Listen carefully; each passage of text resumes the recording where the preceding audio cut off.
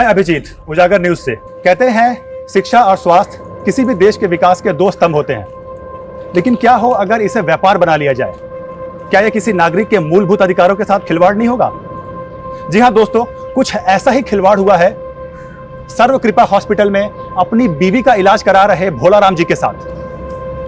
भोलाराम जी, बिल्कुल निडर होकर बताइए कि आपके साथ क्या हुआ है।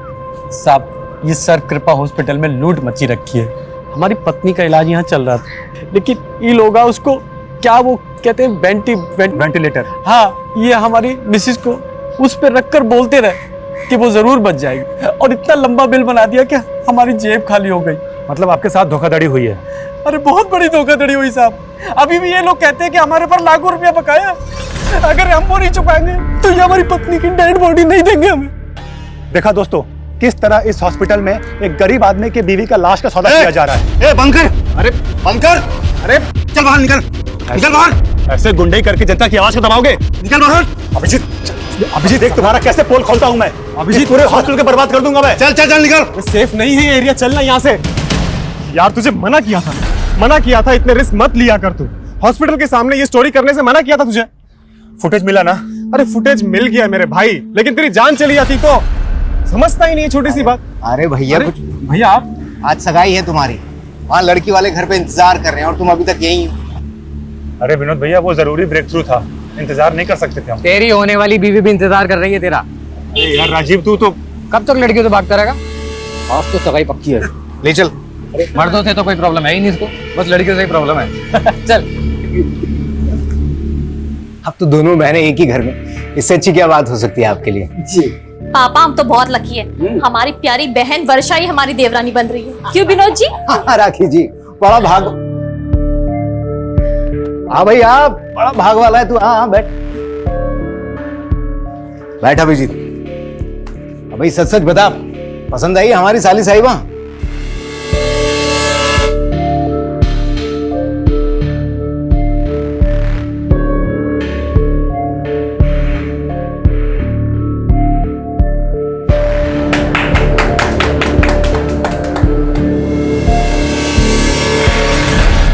आंटी, हम ये कहाँ हैं? हमें हमारे घर जाना है। आप छोड़ दोगे हमें हमारे घर? हमारे पापा ढूंढ रहे होंगे हमें। माँ, हमको लगता है कि हमें शादी वादी के लिए नहीं बने।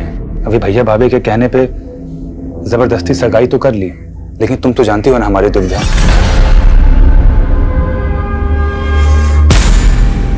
माँ, हम इस दुनिया को एक सच बताना चाहते हैं, और वो सच है। ए, तुम क्या कर रहे हो यहाँ पर? नहीं, वो आपकी मम्मी के खाने का टाइम हो गया है ना, इसीलिए आए थे। माँ, हम आते हैं।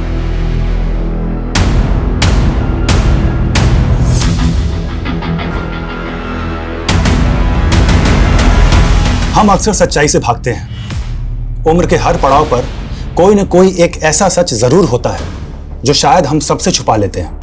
दरअसल मैं सबको एक आईना दिखाना चाहता हूं, एक ऐसा आईना जिसे देखकर हम फैसला करें कि आज हम कहां खड़े हैं। आने वाली 15 जून को रात 9:55 पे मैं आपको ऐसे ही कड़वी हकीकत से रूबरू करवाने वाला हूं, जिससे शायद अब तक का सबसे बड़ा पर्दाफाश होगा।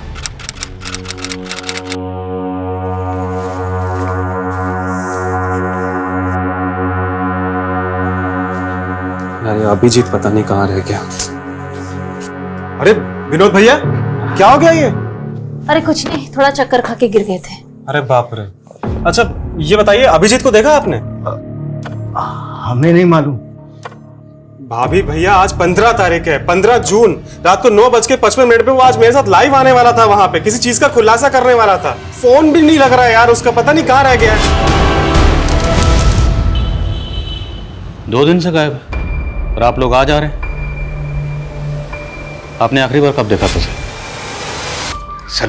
15 जून की दोपहर तो उसने हमारे साथ लंच किया था, उसके बाद पता नहीं कहाँ गायब हो गए। तो क्या उसके गायब होने का राज इस वीडियो से जुड़ा हो सकता है जिसमें वो किसी का खुलासा करने वाला था? आने वाली 15 जून को रात 9:55 पे मैं आपको ऐसे ही कड़वी हकीकत से रूबरू करवाने वाला हूं, जिससे शायद अब तक का सबसे बड़ा पर्दाफाश होगा। हमें तो कुछ समझ नहीं आ रहा सर, आप ही कुछ मालूम कीजिए।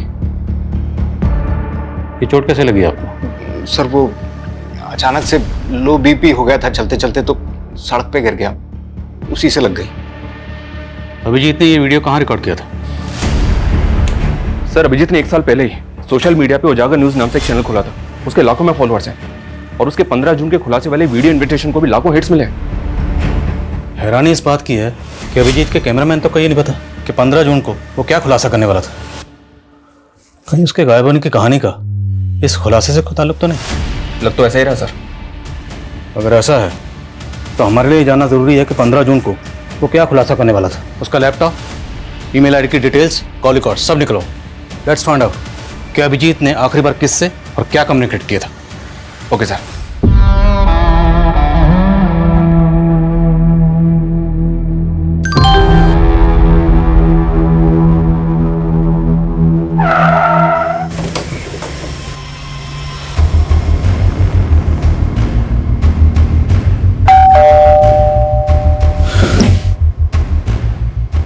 जी, हमें वर्षा जी से बात करनी है।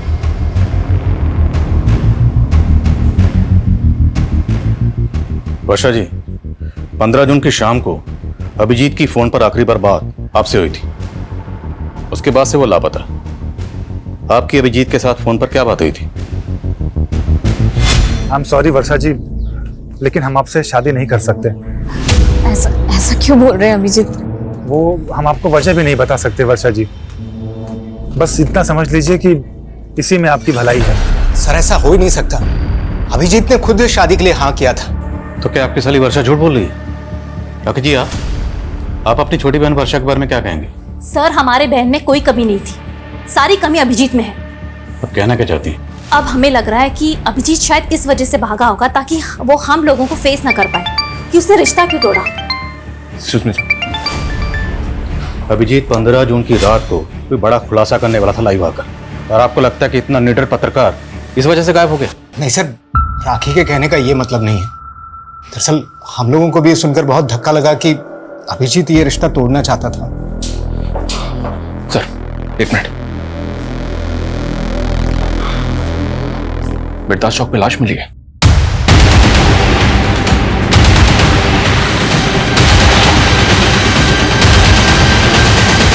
आइए सर। सर लाश बुरी तरह से जली हुई है, चेहरा भी पहचान पाना मुश्किल है, लेकिन उसकी कदकाठी अभिजीत की कदकाठी से मैच कर रही है। तो तुम्हें ऐसा लग रहा है कि अभिजीत की बॉडी है? सर अभिजीत का फोन मिर्दास चौक पे ही बंद हुआ था, उसकी फैमिली से शिनाख्त करवा के देखे क्या? सर ये क्या दिखा रहे हैं सर? देखिए, हम मानते हैं कि बॉडी बुरी तरह से जली हुई है, पर हमारे लिए बॉडी की शिनाख्त करवाना बहुत जरूरी है। पर हमें इनकी बॉडी से ये चेन और ये अंगूठी मिली है। ये अंगूठी तो अभिजीत की सगाई की अंगूठी है सर, और ये चेन भी अभिजीत की है सर। ये ले, रोटी खा ले, इतना दुखी मत हो, अब यही हमारी जिंदगी है। ले खा ले, अभी बहुत सारा काम करना है।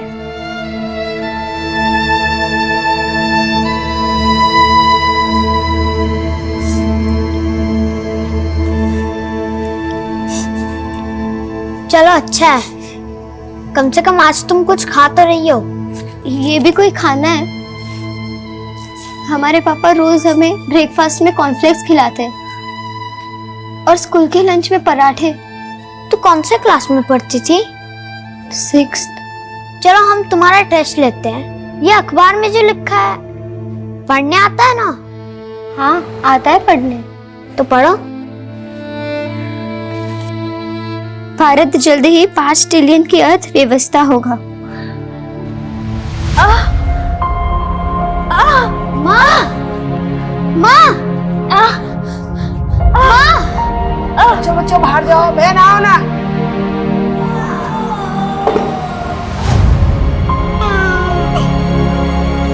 हमारा नया दोस्त आ गया। सर पीएम रिपोर्ट के हिसाब से पहले अभिजीत को बुरी तरह से पीटा गया। लेकिन सर किलर ने ऐसा क्यों किया? इसलिए कि उसको आइडेंटिफाई नहीं किया जा सके। अगर ऐसा था तो फिर अभिजीत की बॉडी पर उसकी चेन और अंगूठी इंटैक्ट क्यों थी? यहाँ तक कि उसके बाजू पे जो टैटू था वो भी उसके भाई ने आइडेंटिफाई किया। पहचान मिटाने की कोई कोशिश नहीं की गई। किलर ने अभिजीत को जिंदा जला दिया सर। ऐसा लग रहा है जैसे किलर की अभिजीत के साथ कोई गहरी रंजिश थी। अभिजीत के लैपटॉप से क्लू मिला? साइबर टीम अभिजीत के लैपटॉप और मोबाइल का डेटा रिकवर करी है सर। लेकिन सर अभिजीत का फोन पिछले कई दिनों से अतुल नगर में काफी एक्टिव था। अतुल नगर में कहाँ जाता था? ये तो नहीं पता, लेकिन अतुल नगर में जितने भी सीसीटीवी हैं सबकी फुटेज मंगा रहा हूँ। और अभिजीत का कैमरामैन प्रथमेश, उसने कुछ बताया? नहीं सर, उसे इस बारे में कुछ नहीं पता।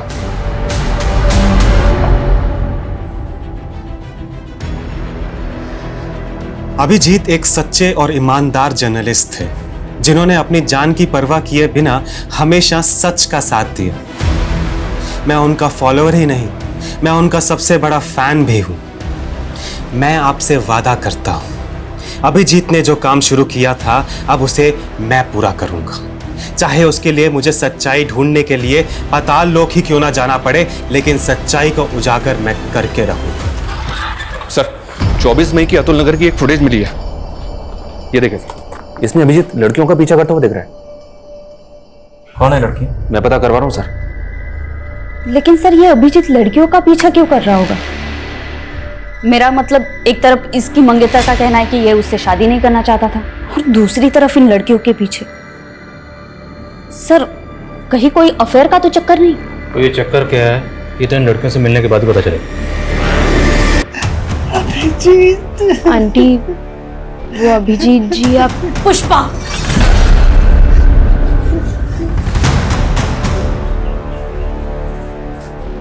जी माँ जी को क्या बताना है और क्या नहीं बताना ये तुम्हारा काम नहीं है। तुम जाओ। हम उन्हें वो अभिजीत जी हम देख लेंगे, तुम जाओ यहाँ से। और हाँ, अब से काम पे मत आना। जी अब हम तुम्हें अफोर्ड नहीं कर सकते। हमारी माँ का ख्याल हम खुद रखेंगे। तुम जाओ।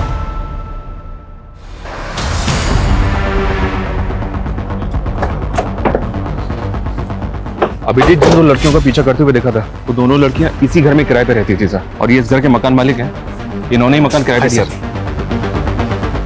नाम क्या था दोनों लड़कियों का? सर बड़ी वाली का गीतांजलि और छोटी वाली का चंचल था। दोनों सगी बहनें थी। आप कहाँ हैं? सर वो लोग तो 10-12 दिन पहले अचानक घर खाली करके चले गए थे।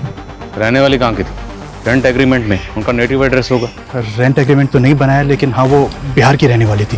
तुम लोग भी ना, हम लोग बार बार गाइडलाइन जारी करते हैं कि बिना पुलिस वेरिफिकेशन के मकान किराए पर नहीं देना, पर सुधरोगे नहीं तुम लोग। सर गलती हो गई। लड़कियां करती क्या थी? सर वो घरों में मेड का काम करती थी। कहाँ, किस घर में? सर वो तो नहीं मालूम। लड़कियों के फोन नंबर तो होंगे आपके पास? सर उनके पास फोन्स भी नहीं थे।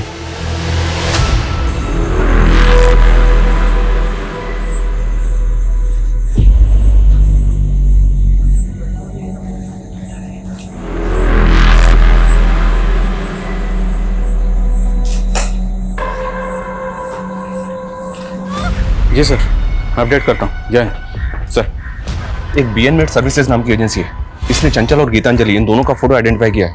ये दोनों लड़कियां इसी एजेंसी के थ्रू काम पे लगी थी। BN made agency?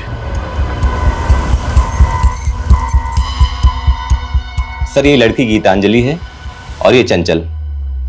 ये दोनों बहनें बहुत मेहनती थी, कभी भी किसी क्लाइंट की कोई शिकायत नहीं आई। लेकिन ये बताइए कि दोनों लड़कियां अब हैं कहाँ? पता नहीं सर, अचानक से इन दोनों ने काम पे आना बंद कर दिया। क्यों? और मालूम नहीं सर। इन दोनों को एक मीणा नाम के एजेंट ने इंट्रोड्यूस करवाया था। इन दोनों लड़कियों के एड्रेस प्रूफ और डॉक्यूमेंट्स हमें दीजिए, और इनका जो एजेंट था मीना, उसकी डिटेल्स भी दीजिए। सर ये एजेंट है मीणा। आप सभी जानते हैं कि अभिजीत मेडिकल माफिया के खिलाफ काम कर रहे थे। उसके सारे सबूत अब मेरे पास हैं। ये उन हॉस्पिटल्स की लिस्ट है जिनके पास लाइसेंस ही नहीं, और इनके कितने सारे डॉक्टर्स ऐसे हैं जिनके पास डिग्रीज तक नहीं, जैसे कि doctor Gopal Sharma. Hello doctor Gopal, जो वीडियो मैंने भेजा है तुमको, उसे मैं बहुत जल्दी अपलोड करने वाला हूँ। तुम चाहते क्या हो? सर कहाँ है? चंचल और गीतांजलि इन दोनों बहनों की आईडी फेक है। क्या? जी हाँ सर, और इन दोनों बहनों का जो एजेंट है मीणा, उसकी भी सारी डिटेल्स फेक निकली। अब इन तीनों का कुछ पता भी नहीं चल रहा है। अभिजीत इन दोनों लड़कियों का पीछा करते हुए देखा गया था। ये दोनों लड़कियां गायब हो गई। क्या इन दोनों लड़कियों और इस एजेंट मीणा की अभिजीत के कत्ल में इन्वॉल्वमेंट तो नहीं? लग तो मुझे भी ऐसा ही रहा सर, कोई ना कोई इन्वॉल्वमेंट तो होनी चाहिए। इन तीनों के लिए लुकआउट नोटिस जारी कर दिया है। सर अभिजीत की मंगेतर वर्षा के बारे में एक बात पता चली है सर, उसकी पहले भी शादी हो चुकी है। What? जी सर, वर्षा का पहला पति कुणाल मर चुका है सर। उसकी मौत संदिग्ध हालात में हुई थी। पहले शोमिता चौक पुलिस इस केस को मर्डर केस मान के इन्वेस्टिगेट कर रही थी, लेकिन उस एसयूवी गाड़ी का कहीं भी पता नहीं चला, इसीलिए उन्होंने इस केस को एक्सीडेंटल केस मान के क्लोज कर दिया। ये अभिजीत मर्डर केस भी कम चौंकाने वाला नहीं, और इन दोनों केसेस की कॉमन कड़ी है वर्षा। वर्षा जी, पहले आपकी शादी होती है कुणाल से और वो बड़े ही फिल्मी अंदाज से मारा जाता है। उसके बाद आपकी सगाई होती है अभिजीत से, वो भी मारा गया है। अब ये महज इत्तेफाक है, इसके पीछे की कहानी कुछ और है। आप बेकार में हमारे बेटी को परेशान करके अपना वक्त बर्बाद कर रहे हैं। अब ये तो आने वाला वक्त ही बताएगा कि किसका वक्त बर्बाद होने वाला है। बस इतना याद रखिएगा, बिना हमारी इजाजत के शहर छोड़ने की गलती मत करिएगा।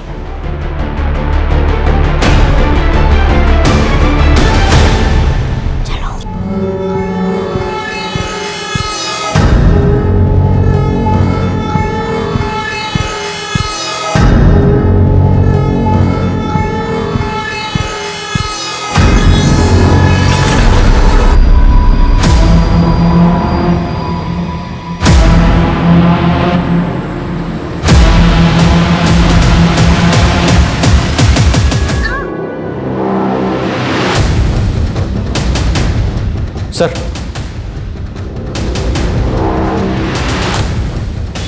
साइबर सेल को अभिजीत के लैपटॉप से एक एनक्रिप्टेड फाइल मिली थी जिसको उन्होंने डिक्रिप्ट किया, अभी सेंड किया। क्या इस फाइल में? तू तो चंचल को पहचानने से भी इनकार कर रहा था, ये सब क्या है? सर, चंचल हमारे यहाँ काम करती थी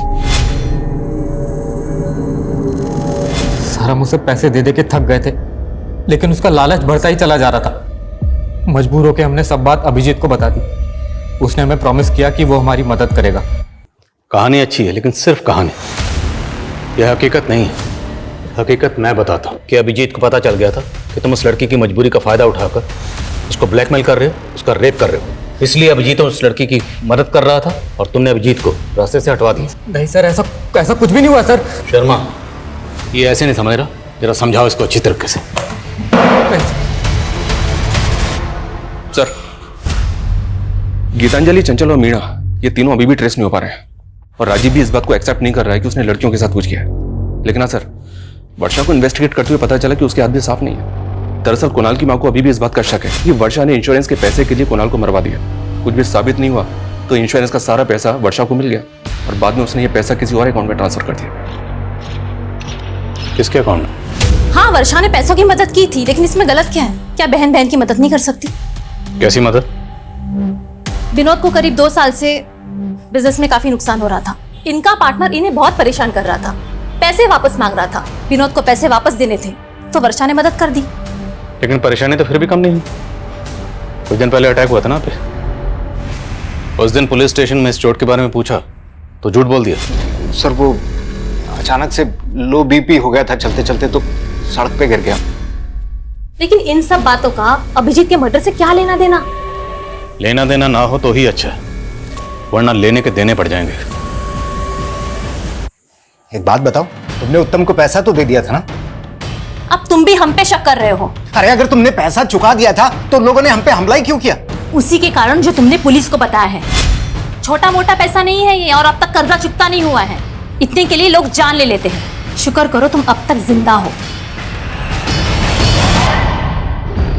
सर, ये दोनों बहनें जितनी सीधी नजर आ रही हैं उतनी है नहीं। आज की दुनिया में कोई भाई या बहन अपनी प्रॉपर्टी या पैसा बिना लिखा पढ़ी के किसी को नहीं देता है, और वो भी अपनी बहन के पति के कर्ज को उतारने के लिए। विनोद के बिजनेस पार्टनर से कंफर्म करो, दोनों बहनों का कांटेक्ट अच्छे से चेक करो। तो तूने विनोद पे अटैक करवाया था? अटैक कैसा?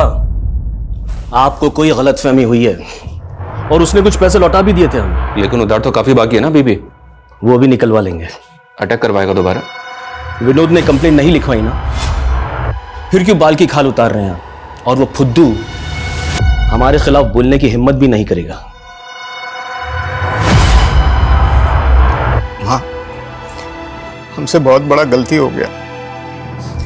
अगर हम अभिजीत को पहले ही सब कुछ बता दिए होते तो शायद वो हमें इस मुसीबत से निकाल चुका होता। ले लो, 70 लाख है इसमें। 70 लाख? ये 70 लाख तो सिर्फ आपके हुए ना डॉक्टर साहब, और आपके बाकी के नेक्सस के 70 लाख वो कौन देगा? हेलो नेताजी, एक लोकल जर्नलिस्ट मुझे धमकी दे रहा है। अगर आपकी मेहरबानी हो जाती तो। डॉक्टर साहब, हम स्वच्छ छवि वाले नेता हैं, ना तो खुद खाते हैं ना कभी किसी को खाने देते हैं। अब आपने कांड किया है, आप भुगतेंगे। लेकिन नेताजी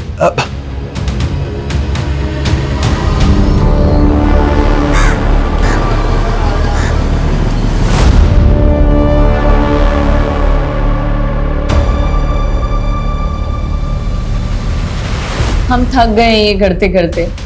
अभी और कितने खून बहाने पड़ेंगे? ये हमारा तीसरा अबॉर्शन है। न जाने तुमसे शादी करने के लिए हमें अभी कितना और इंतजार करना होगा। हम जल्दी सब कुछ ठीक कर देंगे। एक दूसरे से प्यार करते हैं। और सर, हमें पता था कि वर्षा के पिताजी हमें कभी स्वीकार नहीं करेंगे, इसलिए पहले कुणाल और अब अभिजीत खत्म कर दिया। नहीं सर, हमने ऐसा कुछ नहीं किया है। 15 जून को अभिजीत की आखिरी बार फोन पे बात तुमसे हुई थी? जी सर, हमारी बात जरूर हुई थी, पर बात कुछ और हुई थी। इस पर एक और नई कहानी। एक्चुअली सर, हम आपसे झूठ बोल रहे थे। हम किसी और से प्यार करते हैं।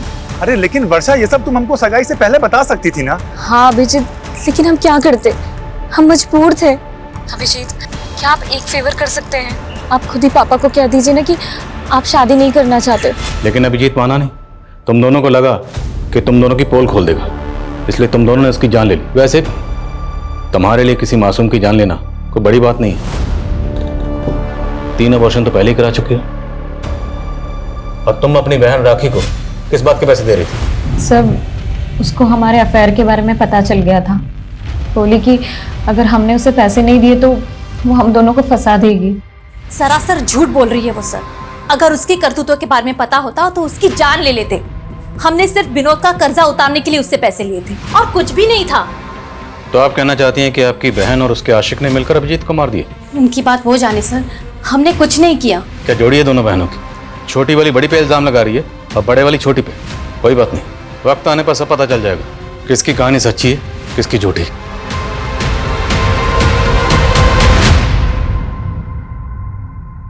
ओ, आपकी सास की केयर टेकर क्या नाम है उसका? पुष्पा।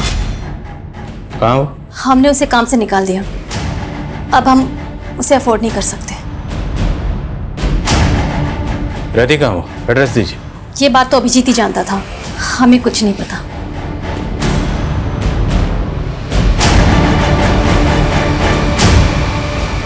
सर, कहीं राखी पुष्पा को लेकर भी तुमसे कुछ नहीं छुपा रही है? हो सकता है कि इसी ने पुष्पा को जानबूझ कर गायब कर दिया क्योंकि वो कोई राज जानती थी। या फिर पुष्पा को खेल कर गए। इस राखी पे कड़ी नजर रखो और पता करो कि पुष्पा कहाँ गायब है, और उसके लिए लुकआउट नोटिस जारी करो।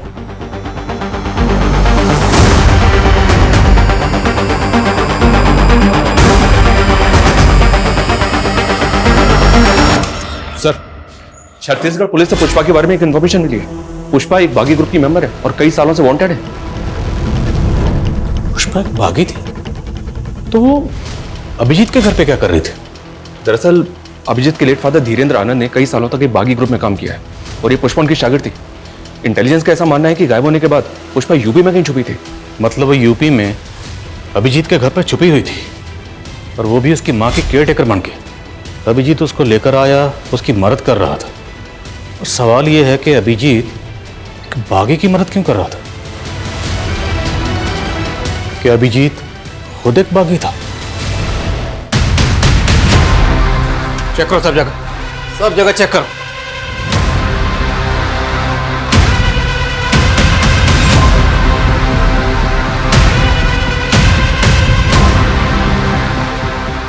सर, बहुत गलत कर रहे हैं आप। एक ईमानदार पत्रकार की छवि के साथ में खिलवाड़ कर रहे हैं आप लोग।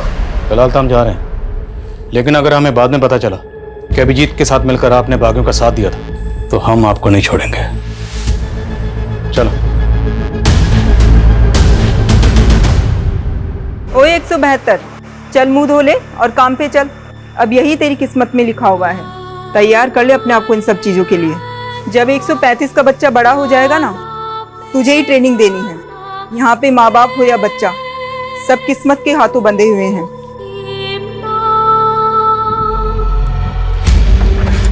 हो सकता है ये अभिजीत भी अपने फादर की तरफ भागी। ये और पुष्पा दोनों किसी सीक्रेट मिशन पर थे। जैसे ही मिशन पूरा हुआ, अभिजीत ने अपनी मौत का ड्रामा रचा।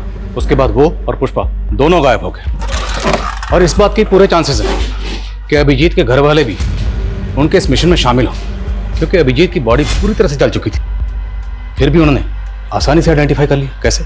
अब तो बॉडी का डीएनए टेस्ट भी नहीं कर सकते, अंतिम संस्कार हो चुका है। शर्मा, ये केस तो हम सॉल्व करके रहेंगे। उसके लिए चाहे हमें गड़े मुर्दे क्यों ना खाने पड़े। अभिजीत की फैमिली, दोस्त, रिश्तेदार, सबके बारे में सब कुछ पता करो। Okay sir.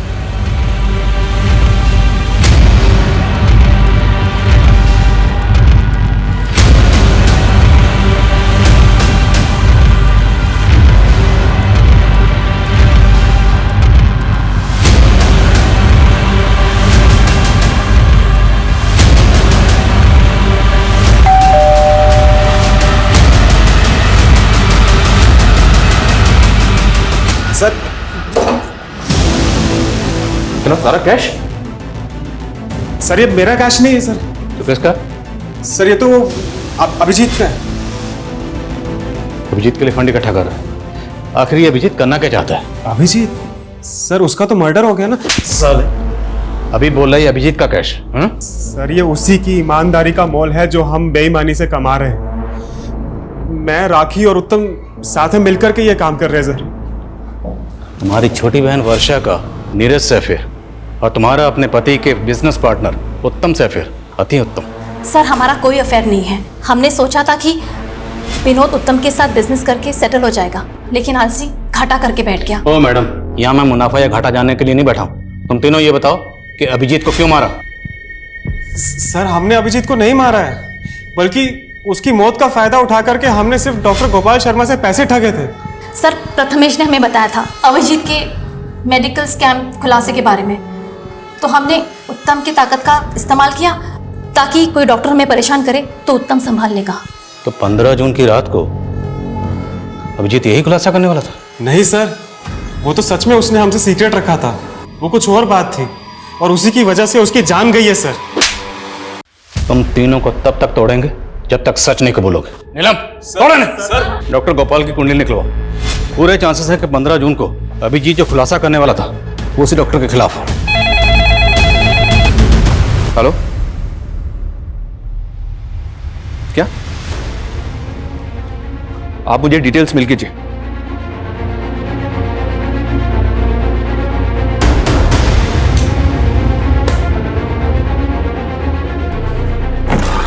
सर, हमारी मेन सस्पेक्ट गीतांजलि की तो मौत हो चुकी है। गीतांजलि मर चुकी है? जी हाँ सर। ये देखिए, कोई बॉडी क्लेम करने के लिए नहीं आया तो उसका अंतिम संस्कार कर दिया। चौंकाने वाली बात यह सर कि गीतांजलि की कलाई पे बिल्कुल वैसा ही टैटू था जैसा अभिजीत की कलाई पे था। ये देखिए सर, अभिजीत के टैटू में 186 नंबर लिखा है और गीतांजलि के टैटू में 81 नंबर लिखा है। दोनों टैटूज वैसे तो दिखने में सेम है, सिर्फ नंबर और डिजिट्स का फर्क है। क्या ये कोई सीरियल नंबर हो सकता है? और इन टैटूज का हमारे सस्पेक्ट्स में से और किससे कनेक्शन हो सकता है? राजीव, वर्षा, नीरज, राखी, प्रथमेश, उत्तम या फिर पुष्पा? अभिजीत और गीतांजलि के बीच का कॉमन कनेक्शन है राजीव, लेकिन सर राजीव का तो कहना है कि वो इन टैटूज के बारे में कुछ नहीं जानता। पर अभिजीत की कलाई पर वैसा ही टैटू क्यों है जैसा कि गीतांजलि की कलाई पर है? गीतांजलि की बहन चंचल से इसका पता चल सकता है। चंचल तो खुद गायब है। खा लो दीदी, खाली पेट रहने से कुछ नहीं होता और हमें बहुत कुछ करना है। हमें निकलना है यहाँ से। यहाँ से कोई नहीं निकल सकता। नहीं दीदी, हम निकलेंगे यहाँ से। कोई आने वाला है हमें बचाने। तुम ना ऐसे सपने मत देखो, ये सपना कभी पूरा नहीं हो सकता। सर, चंचल के बारे में हमने अभिजीत को मार्च में बता दिया था। उसके बाद अप्रैल में अभिजीत बिना किसी को बताए 20 से 25 दिन के लिए किसी असाइनमेंट पर बाहर चला गया था। हाँ, अभिजीत अप्रैल में काफी दिनों तक नहीं था और उस दौरान उसने हमको कॉल भी नहीं किया था। मार्च में वो टैटू उसके हाथ में था? नहीं, तब तो नहीं था, लेकिन जब वो वापस आया तो हमने वो टैटू उसकी कलाई में देखा। तो आपने उससे पूछा कि वो टैटू उसने कहाँ बनवाया था और क्यों बनवाया था? नहीं सर, ऐसा तो उसने कुछ नहीं बताया। सर, पहले तो हमें भी अजीब लगा था क्योंकि वैसा ही टैटू चंचल की कलाई पर भी था। नहीं, ऐसा तो नहीं कि गीतांजलि और चंचल का उन टैटू से कोई ऐसा राज जुड़ा था जो अभिजीत जानना चाहता था, इसलिए उनको पीछे कर रहा था। लेकिन सर वो ये सब जानने के लिए अपनी कलाई पे वैसा ही टैटू क्यों बनवाएगा? और ये अभिजीत अप्रैल में 20-25 दिन के लिए कहाँ गायब था? और ये सवाल अब भी वहीं का वहीं है कि वो 15 जून की रात को 9:55 पर ऐसा क्या खुलासा करने वाला था?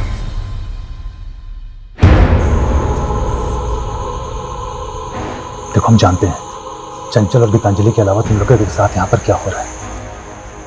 हम यहाँ की सच्चाई पता करने आए। आप हमें यहाँ से आजाद कर दोगे ना भैया? हाँ, लेकिन उसके पहले तुम्हें सब बताना होगा कि यहाँ पर हो क्या रहा है। मैं भारत, मैं एक विशाल लोकतंत्र हूँ, बहुत तेजी से बढ़ती अर्थव्यवस्था हूँ, पर देखो मेरी गरिमा पे ये कैसा दाग लगा है। ये कैसा दाग लगा है? ये दाग हम सबको मिलकर धोना है। और ये फोल्डर बनाया गया 14 जून को।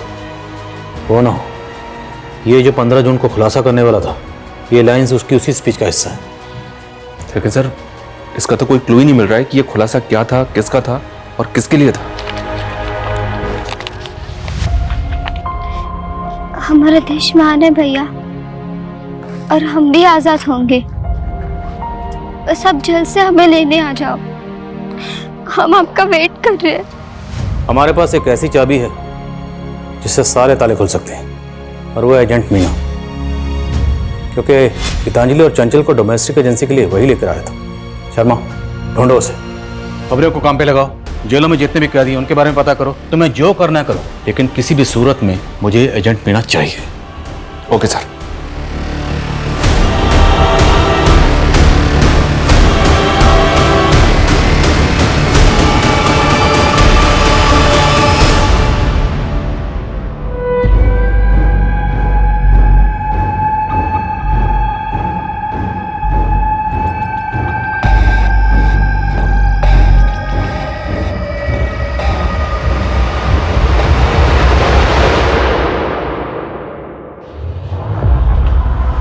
मीना, क्या करो? साहब, ये सब लड़के तो बंदे मजदूर हैं। इन्हें तो मैं शहर के बाहर से अपने टेम्पो में लेकर आता हूँ। मेरा काम है इन्हें घरों में काम दिलाना, और अगर कोई गड़बड़ करने की कोशिश करते तो हमको वापस कैंप भेज देते हैं। कैसा कैंप? कहाँ है ये कैंप? कैंप के बारे में मैं कुछ नहीं जानता। ये तो मुझे शहर के बाहर एक जगह पे मिलती हैं सब। कैंप का कोई बंदा लेके आता है इनको। ये सब करवाता कौन है? मालिक कौन है? साहब, इसके बारे में मुझे कुछ नहीं पता। सबसे पहले हमें ये पता करना होगा ये कैंप है कहाँ। इस नेक्सस ने बहुत गहराई तक अपनी जड़ें फैला रखी। ड्रोन कैमरा यूज करने की परमिशन निकलो, पूरा शहर और उसके आसपास जितने एरिया सब जगह स्कैन करो। कोई भी एरिया छूटना नहीं चाहिए।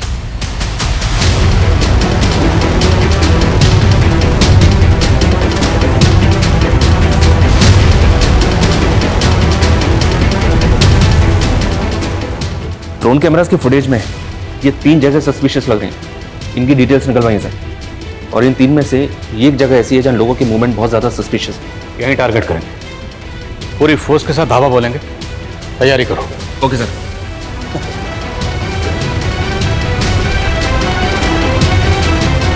पुलिस! अरे पुलिस! अरे भागो!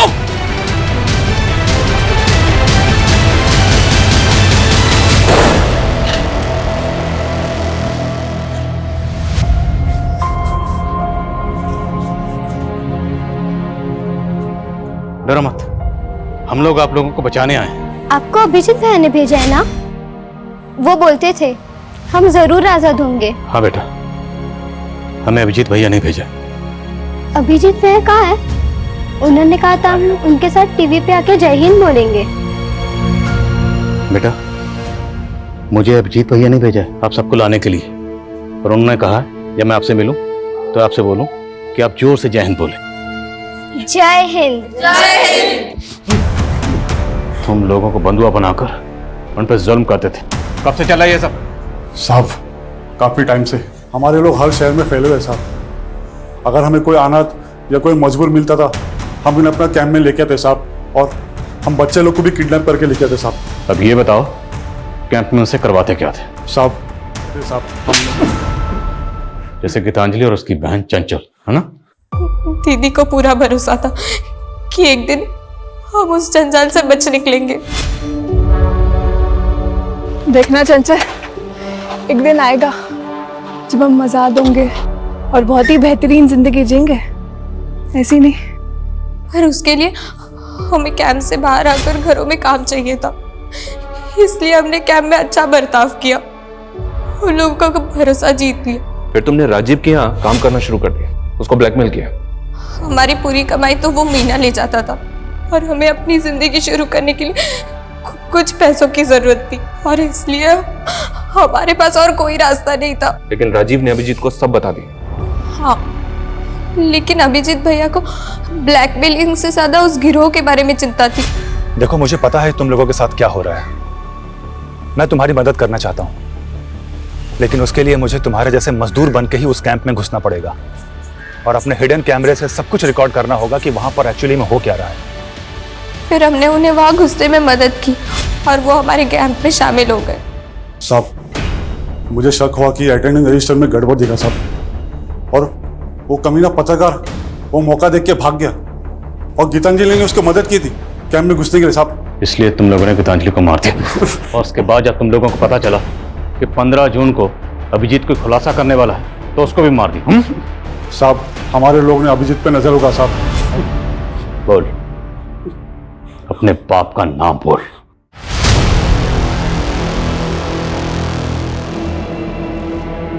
धर्मेंद्र सिंह सर मीटिंग में है।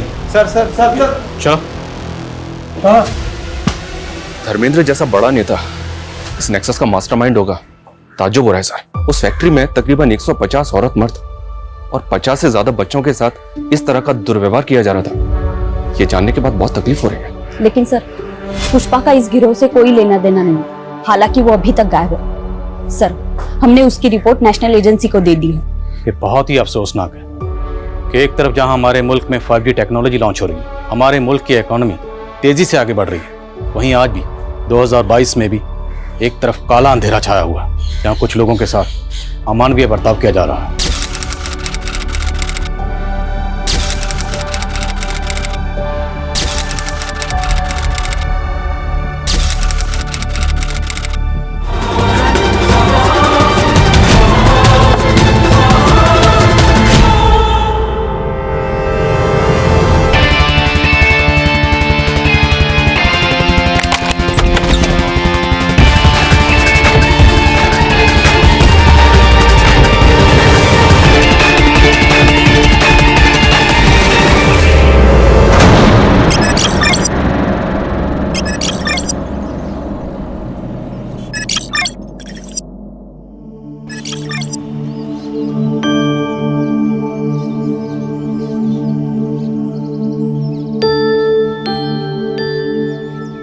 कोमल, तुम लोगों की बातें खत्म हो गई तो चले?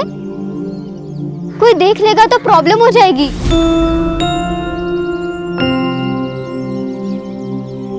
तारा, तू ना बहुत डरती है। कोई आ जाएगा, कोई देख लेगा तो क्या होगा? अरे सही तो कह रही है कोमल, कोई आएगा देखेगा तो क्या बोलेगा कि चाय पीने रुक गई थी और क्या। ये लो कोमल, ये लो। ठीक है, तू बैठ यहाँ आराम से, चाय पी, खाना खा, मैं जा रही हूँ।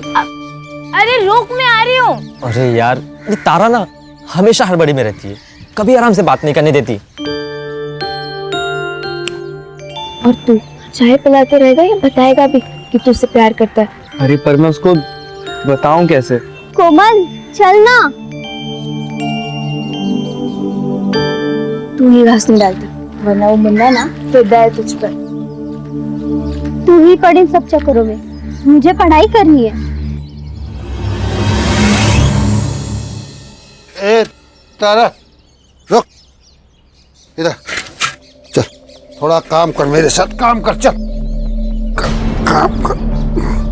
आजोबा, आपने शराब पी हुई है? तो पिए। तो कुछ नहीं, अगर आप शराब पी सकते हो तब अपना काम भी खुद कर लो। ए रुक रुक, किधर जा रही है? ए किधर जा रही? रुक रुक रुक। आजोबा क्या करते हैं? थोड़ा दिलाना।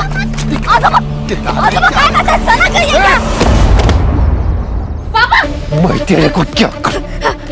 क्या कर रही है मैं तू? तेरे को क्या करता इन्होंने हूँ? शराब पी रखी है तो तूने भी पी रखी है क्या?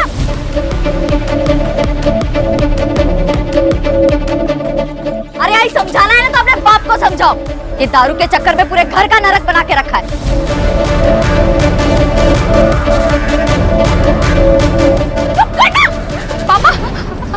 अरे जया, अपनी बेटियों को काबू में रख, वरना तू बहुत पछताएगी, बहुत पछताएगी तू। देख देख क्या करता हूँ मैं तुम लोग को, देख क्या करता हूँ। क्या है? जब भी घर में आती है तो हंगामा खड़ा करती है। आप मुझे क्यों बोल रही हो आई? आजोबा ने शराब पी है, आप उनसे कहो ना। तू पीने देना, तेरा क्या जाता है? देख बेटा, तू बस अपनी पढ़ाई पर ध्यान दे। आई पढ़ाई भी तो नहीं हो रही है ना, कल स्कूल में फीस नहीं देंगे तो बाहर कर देंगे। ओ हो जाएगी फीस। दीदी तू गई है सरपंच जी के पास मजदूरी लाने, लेकर आएगी ना तो कल अपनी फीस भर देना। चल अभी अंदर, रोज रोज का हंगामा, तंग आ गई हूँ मैं।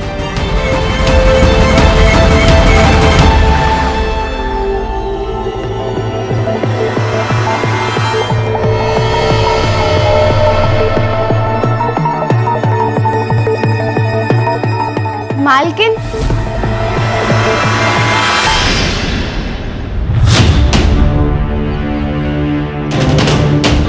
अरे रितु, कैसे आई तुम? वो मालिक मजदूरी के पैसे दे दीजिए। अच्छा, ये ना, आजा आजा, देता हूं मैं।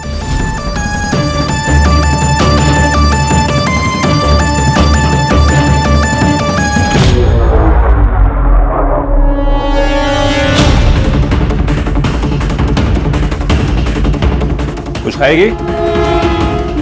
नहीं मालिक, आप मुझे मेरे पैसे दे दीजिए, मुझे घर जाना है, बहुत देर हो रही है। अरे टेंशन मत ले तू, तुझे छोड़ दूंगा मैं अपनी गाड़ी से। ये रहे तेरे मजदूरी के पैसे।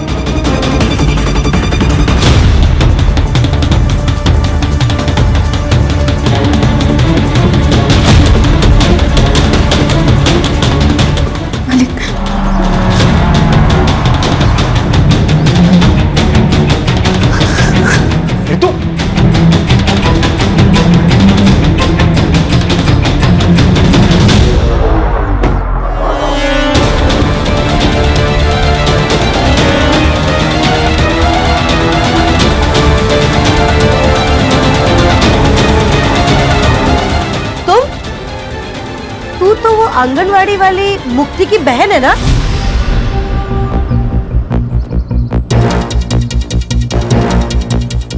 यहाँ क्या करने आई है? खेत में काम किया था ना, उसकी मजदूरी लेने आई थी। आई मैंने ही कहा था कि घर आके मजदूरी लेना। अच्छा, तू जा।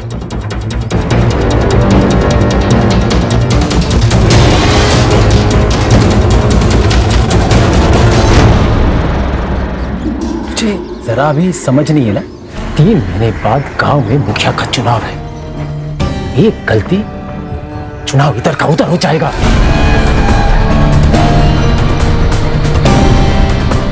अरे कुछ नहीं होता दादा, आप खामा में टेंशन ले रहे हो। वैसे आप तो एक तैयार है।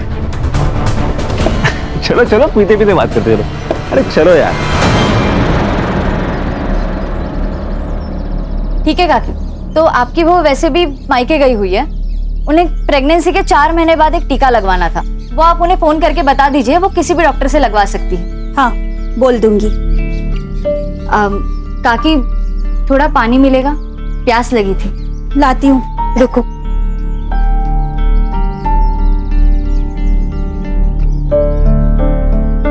ये लो। हाँ, हाथ आगे करो, मैं पानी डालती हूँ। ऐसे तो कोई किसी जानवर को भी ना पानी पिला। क्या मतलब? रहने दीजिए, आप नहीं समझोगे। मैं समझाता हूँ। गुरु तुम यहाँ क्या कर रहे हो? इनको इनकी जगह दिखानी पड़ेगी। गुरु सुनो तो सही। काकी, इसकी कोई जरूरत नहीं। इंसान को इंसान क्यों नहीं समझते आप लोग? बताइए काकी, हम लोग ऐसा क्या करें कि आप हमें इंसान समझने लगे, जानवर नहीं? हाँ, इंसान समझने लगेंगे तब भी तुम लोगों की जगह यही रहेगी, दरवाजे के बाहर। गुरु रहने दो। गुरु सदियों से यही चला आ रहा है, अब इन्हें हम क्या बदलेंगे? यही प्रॉब्लम है मुक्ति। प्रॉब्लम यही है कि सदियों से जो चलता आ रहा है उसे चलने दो।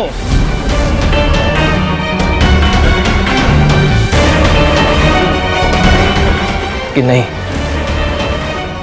एक बात सुनिए आप लोग, अब ऐसा नहीं होगा, बदलना पड़ेगा। काकी बदलना पड़ेगा। चल गुरु।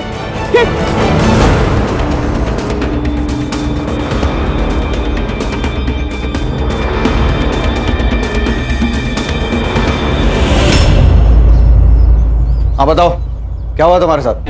आज शाम को मैं खेत से काम करके वापस लौट रही थी, तभी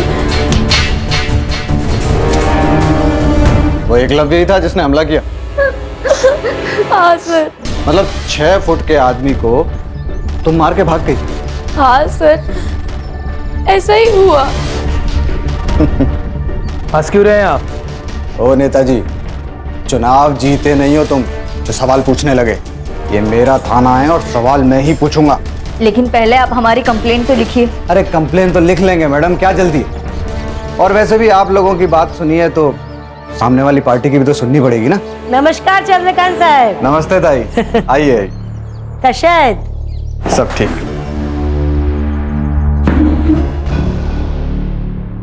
क्या रे जया, ये सब क्या तमाशा लगा के रखा है? तमाशा कुछ नहीं है, तुम्हारे बेटे ने रितु का रेप करने की कोशिश की। मुझे इसका रेप करने की क्या जरूरत है? ये तो वैसे भी पैसों के लिए मेरे साथ संबंध बनाती है। इंस्पेक्टर साहब, ये झूठ बोल रहे हैं, हमारी बेटी ऐसी नहीं है। ये जया का बाप साईनाथ सर, आप ही ने तो पकड़ा था कच्ची शराब बनाने के मामले में। और ये लड़कियां, ये तो इस गुरु का ही सुनेंगी ना। इसे चुनाव जो जीतना है। क्या बोला रे तू? क्या बोला तू?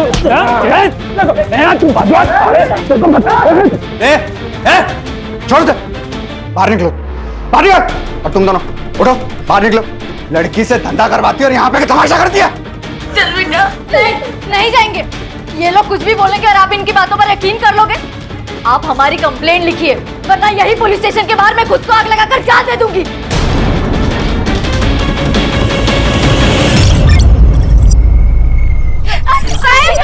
साहब, हमारी रितु को यहाँ लेकर जा रहे हैं।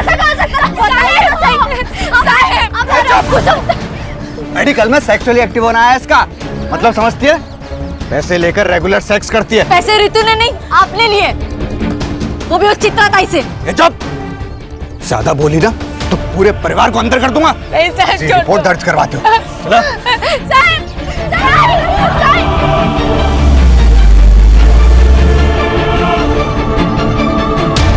हेलो गुरु।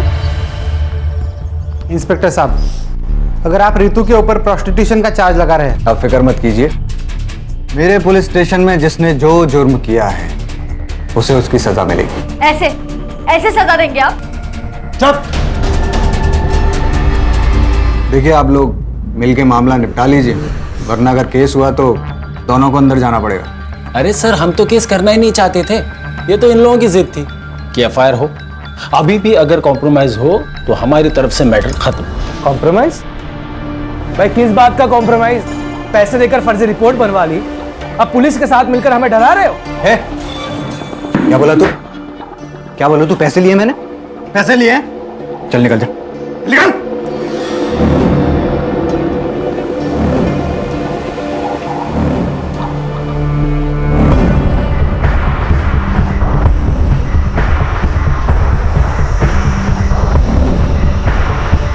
जया, सुनो मेरी बात, ये कोर्ट कचहरी का मामला है और केस खत्म होने के लिए सालों लग जाते हैं। ये केस लड़ने के लिए और ये वकील बाबू को फीस देने के लिए पैसे हैं तेरे पास?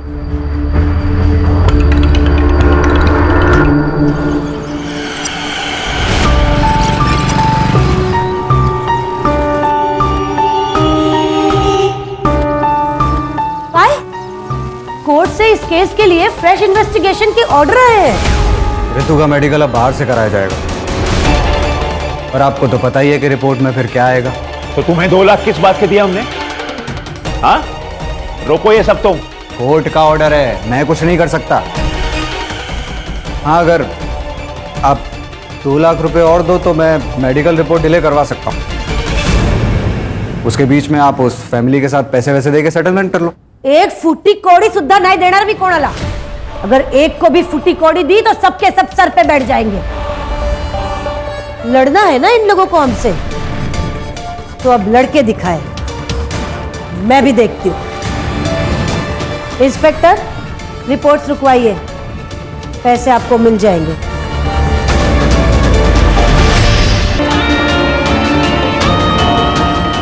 कोमल, तू ना इस तारा के साथ मत घुमा कर। तुझे पता नहीं कैसी लड़की है और इसकी बहनें।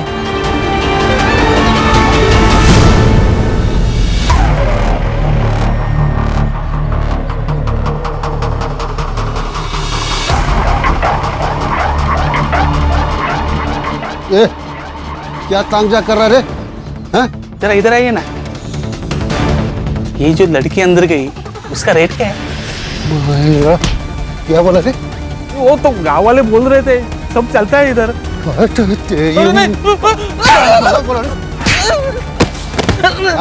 नहीं, वो गांव वाले बोल। लगता बेटियों से खूब कमाई कराई गई है, तभी तो सरकारी अनाज छोड़कर सब्जियां खरीदने आई है। अच्छा सुन, एक बात बता, सिर्फ रितु को भेजती थी अजिंक्य और एकलव के पास, या मुक्ति और तारा भी जाती थी?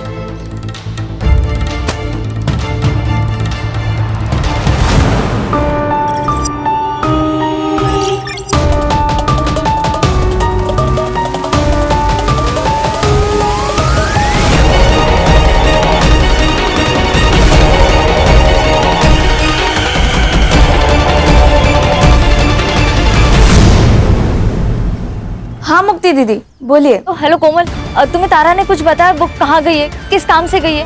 नहीं दीदी, उसने तो कुछ नहीं बोला, बस बोला काम है और चली गई। ठीक है।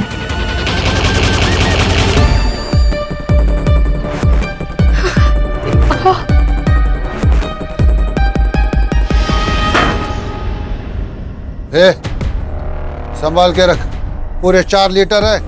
2-4 दिन में वो आदमी आएगा लेने के लिए। रितु कहाँ? वो तो आपके साथ गई थी ना? गई तो थी, लेकिन वो तो पहले ही जंगल से आ गई।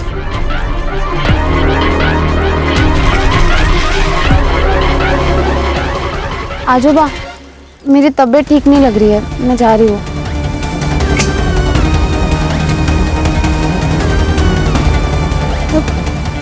पापा, रितु घर नहीं आई और तारा भी स्कूल से घर वापस नहीं आई। मेरा नाम मुक्ति कौरी है, मैं अम्बेवाड़े गांव से हूँ। मेरी 2 बहनें हैं, रितु और तारा, दोनों नाबालिग हैं। वो कल दोपहर से दोनों गायब हैं और यहाँ के पुलिस इंचार्ज चंद्रकांत पाटिल वो उन्हें ढूंढना तो दूर FIR तक नहीं दर्ज करवा रहे, क्योंकि वो इस गांव के सरपंच चित्रा जोशी और उनके 2 बेटे अजिंक्य और एकलव्य जोशी, इन दोनों को बचाना चाहते हैं। मैं सारे नेता और सारे अधिकारियों से पूछना चाहती हूँ, अगर गरीब होना, पिछड़े समाज का होना एक अपराध नहीं है, तो मुझे और मेरे परिवार को न्याय कब मिलेगा? लड़कियों को गायब हुए 36 घंटे हो चुके हैं और आखिरकार इस वीडियो के वायरल होने के बाद पुलिस डिपार्टमेंट नींद से जागा है। अम्बेवाड़ी पुलिस स्टेशन की पूरी टीम को सस्पेंड कर दिया गया है और एक नई टीम को असाइन किया गया है। अब देखते हैं ये टीम क्या कमाल दिखाती है। Now it's up to them कि वो जल्द से जल्द रितु एंड तारा कोरी को सही सलामत ढूंढ निकाले। सर, ये लोकल पुलिस ने बहुत गलत काम किया है इस मामले में। ना रेप अटेम्प्ट की FIR दर्ज की, ना किडनैपिंग की। इसलिए देखिए हमारे पास आया है खान, जल्द से जल्द दोनों लड़कियों को ढूंढना है और हमारे डिपार्टमेंट के ऊपर जो कीचड़ उछाले जा रहा है इसको रोकना है।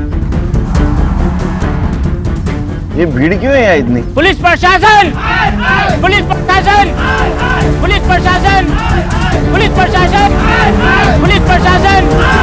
पुलिस प्रशासन! पुलिस प्रशासन! चुप! क्या हो रहा है? क्या है? चुप! क्या है इतना पब्लिक? पीछे हटाओ इनको। क्या हुआ? चलो चलो। जय हिंद सर। क्या चल रहा है? जय हिंद। पब्लिक इतना क्यों है यहाँ? सर वो जो मिसिंग केस थी 2 बहनों की अम्बेवाड़ी गांव से, सर अब वो मिसिंग केस नहीं रहा, अब वो मर्डर केस बन गया है। कुछ देर पहले वहाँ एक लाश मिली है लड़की की। मतलब मार दिया उसको? नहीं सर, जो लाश मिली है वो उन दोनों बहनों में से किसी की नहीं है। फिर किसकी है लाश?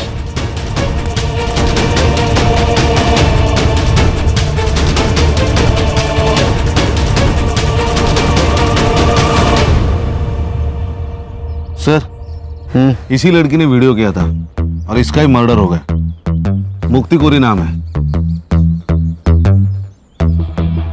ये इस लड़की की फैमिली है क्या? जी सर। वो जो बूढ़ा है ना, वो लड़की का नाना है साईनाथ, और उसके साथ जो लड़का है उसके साथ इसकी शादी होने वाली थी। गुरु शिंदे नाम है उसका। और सर, इस लड़की ने जो औरत चित्रा जोशी और उसके बेटे अजिंक्य और एकलव्य जोशी का नाम अपने वीडियो में लिया था ना, ये जमीन उन्हीं की है। Doesn't make sense sir. ये देखिए, इसके सर पर चोट आई है, मतलब काफी खून बहा होगा, लेकिन सर यहाँ जमीन पर बिल्कुल भी ब्लड के ट्रेसेस नहीं है। सर इसका मतलब इसे मारा कहीं और गया और यहाँ पे लाके डम कर दिया। सर कल रात को मुक्ति घर पे नहीं आई, इसलिए मुझे और मुक्ति की माँ जाया को लगा कि मुक्ति और गुरु रितु और तारा को ढूंढ रहे हैं। मैंने मुक्ति को ड्रॉप किया था घर के बाहर। कितने बजे? लगभग 12 बजे के आसपास दोपहर में। दोपहर को 12 बजे से वो घर पे नहीं थी, तो आपने उसको फोन करने की कोशिश नहीं की? हमारे घर में 2 ही फोन है, एक मेरा एक मुक्ति का। 2 दिन पहले मेरा फोन कहीं गिर गया था। 2 दिन पहले? मतलब जिस दिन रितु और तारा गायब हो गए उस दिन? हाँ साहब। ये रितु और तारा जिस दिन गायब हो गई, उस दिन क्या हुआ था? तुम्हें तारा ने कुछ बताया? वो कहाँ गई है, किस काम से गई है? नहीं दीदी, रितु कहाँ? वो तो आपके साथ गई थी ना? वो तो पहले ही जंगल से आ गई। मतलब रितु और तारा अलग अलग जगह से एक ही टाइम पे गायब हो गए? सर वो चित्रा है ना, उसके पास बहुत गुंडे हैं सर, वो कहीं से किसी को भी उठा सकती है सर। जहाँ तुमने मुक्ति को ड्रॉप किया था उस जगह लेके चलो हमको। जी सर।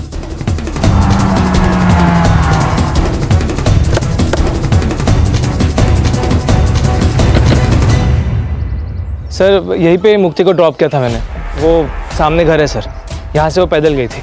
चलो घर दिखाओ। नहीं सर।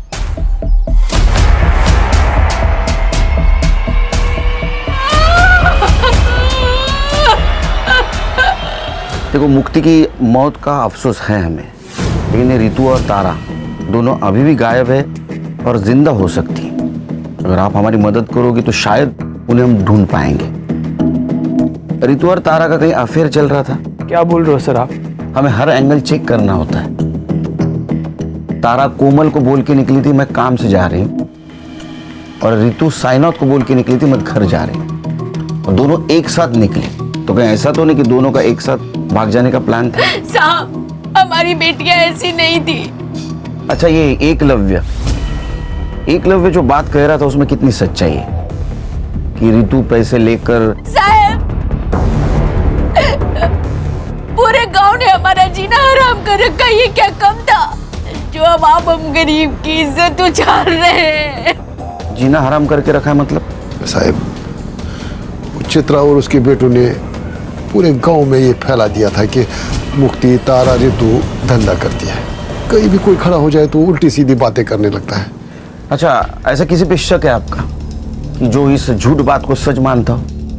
सर पक्का तो नहीं कह सकता हूँ, लेकिन कई बार मैंने देखा कि एक लड़के को यहाँ चक्कर मारते हुए।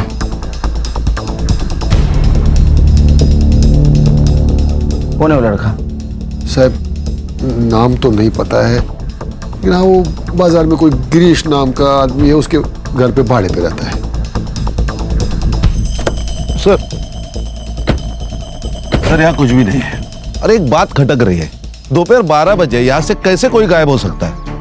सर कहीं रितु और तारा की तरह मुक्ति का भी तो प्लान नहीं था गायब हो जाने का? एक काम करो, तुम और संग्राम मार्केट जाओ। जी सर। और साईनाथ जिस लड़के के बारे में बता रहा था उससे बात करो। मैं और खान चित्रा के घर जाते। चल।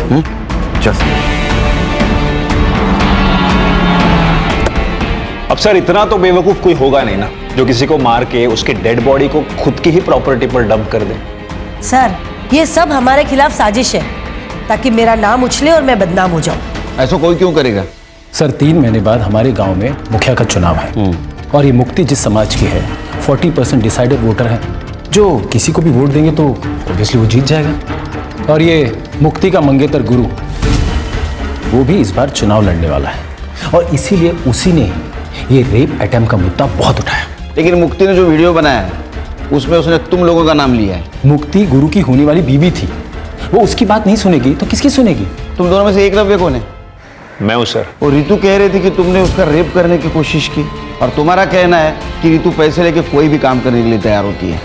हाँ तो मेरा मतलब है रिपोर्ट में भी हुई है ना। अरे रिपोर्ट गया खड्डे में, उसमें कुछ भी हो, लेकिन शायद पुलिस वाले दोस्तों ने तुम्हें ये नहीं बताया कि 17 साल की लड़की नाबालिग होती है, उसके साथ सेक्स मतलब रेप, वो भी उसकी मर्जी के साथ हो या ना हो।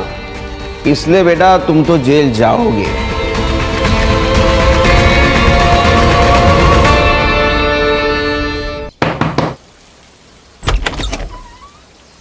अभिषेक नाम है क्या तेरा? नहीं, मेरा नाम नीरज है। अभिषेक मेरा भाई है। कौन है? देख, जितना भी कुछ पता है सब सच बता दे, बाद में बोलना मत, मैंने मौका नहीं दिया। क्यों चक्कर लगाता था उसके घर के? सर मैं एक फैक्ट्री में काम करता हूँ, दिन भर काम करके रात में वैसे ख्याल आते हैं, तो गांव वालों से बहुत दिनों से सुन रहा था कि गांव में कुछ लड़कियां धंधा करती है, तो उसी जुगाड़ में गया था कि कुछ मन बहल जाए मेरा। तो साइनाथ को देख के भागा क्यों तू? अरे मैडम, वो बूढ़े ने वो आदमी को ऐसा भगाया था कि मेरी तो बोलती बंद हो गई थी। मुझे कुछ समझ में नहीं आया था, मेरी तो हिम्मत ही नहीं हुई उससे बात करने की, तो मैं बिना कुछ बात किए वापस आ गया था। अभी बिना बताए जाना मत कहीं।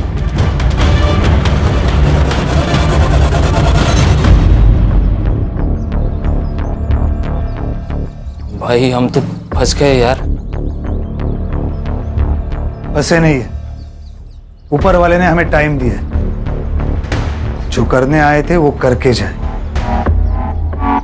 रितु के रेप अटेम्प्ट को तुमने गुब्बारे की तरह उड़ाया था ना, ताकि तुम्हें इलेक्शन में फायदा हो, और मुक्ति को भी तुमने आखिरी बार छोड़ा। कहीं ये तुम्हारा रचा हुआ नाटक तो नहीं है ना? क्या प्लानिंग थी तुम लोगों की? मेरी यही प्लानिंग थी कि अपने समाज को अन्याय के खिलाफ लड़ना सिखाओ, और उसकी शुरुआत मैंने अपने घर से की है। सर, पुलिस स्टेशन से फोन था।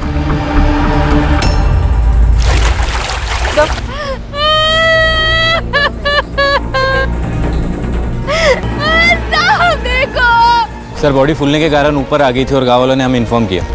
बॉडी फूलकर अगर ऊपर आई है तो इसका मतलब 2 दिन हो गए बॉडी को। सर, ये दोनों बहनें जब गायब हुई उसी दिन या उसके दूसरे दिन इन दोनों को मार दिया होगा। सर, मुक्ति डेस्परेटली अपनी दोनों बहनों को ढूंढ रही थी। इट्स पॉसिबल कि उसने उन्हें ढूंढ लिया हो और इस वजह से मुक्ति को मार दिया गया। मुक्ति की सीडीआर रिपोर्ट और पीएम रिपोर्ट का क्या हुआ? सर शाम तक मिल जाएगी, मैं अपडेट करता हूँ। पता तो चले मुक्ति पहले मरी, ये दोनों लड़कियां। कितने साल हो गए रे तेरे को पुलिस डिपार्टमेंट में? सर 7 साल। तो 7 साल में एक बात पता नहीं चली, 17 साल की लड़की नाबालिग होती है, उसके साथ सेक्स मतलब रेप ही होता है, वजह कुछ भी हो। और वो एकलव्य कह रहा था ना कि रितु के साथ वो पेड सेक्स करता है, फिर भी एफआईआर क्यों नहीं दर्ज की उसके खिलाफ? सर मैं जांच कर रहा था। किस बात की जांच कर रहा था? सर वो रितु का नाना है साईनाथ, सर वो अवैध शराब बनाता है, उसकी शराब पीकर एक आदमी मर गया कुछ महीने पहले सर, तो चित्रा ने उसकी कंप्लेन की थी। मैंने सोचा कि एफआईआर से पहले एक बार जांच कर लूं। ये कोर्ट के आदेश के ऊपर दूसरी बार मेडिकल हुआ था रितु का, तो उसका रिपोर्ट क्यों नहीं फाइल में? कैसे होगा सर, ठीक से काम करता तो होता ना। मैंने लैब में फोन किया था सर, शाम तक रिपोर्ट मिल जाएगी। कितने पैसे लिए रहे तूने चित्रा से? सर 4 लाख रुपए। तेरे 4 लाख की वजह से 3 मासूम लड़कियों की जान गई। रिपोर्ट करो इसकी हेडक्वार्टर में। सर गलती हो गई सर, अब नहीं होगा सर। हाँ लेके जाओ इसको। चल चल चल।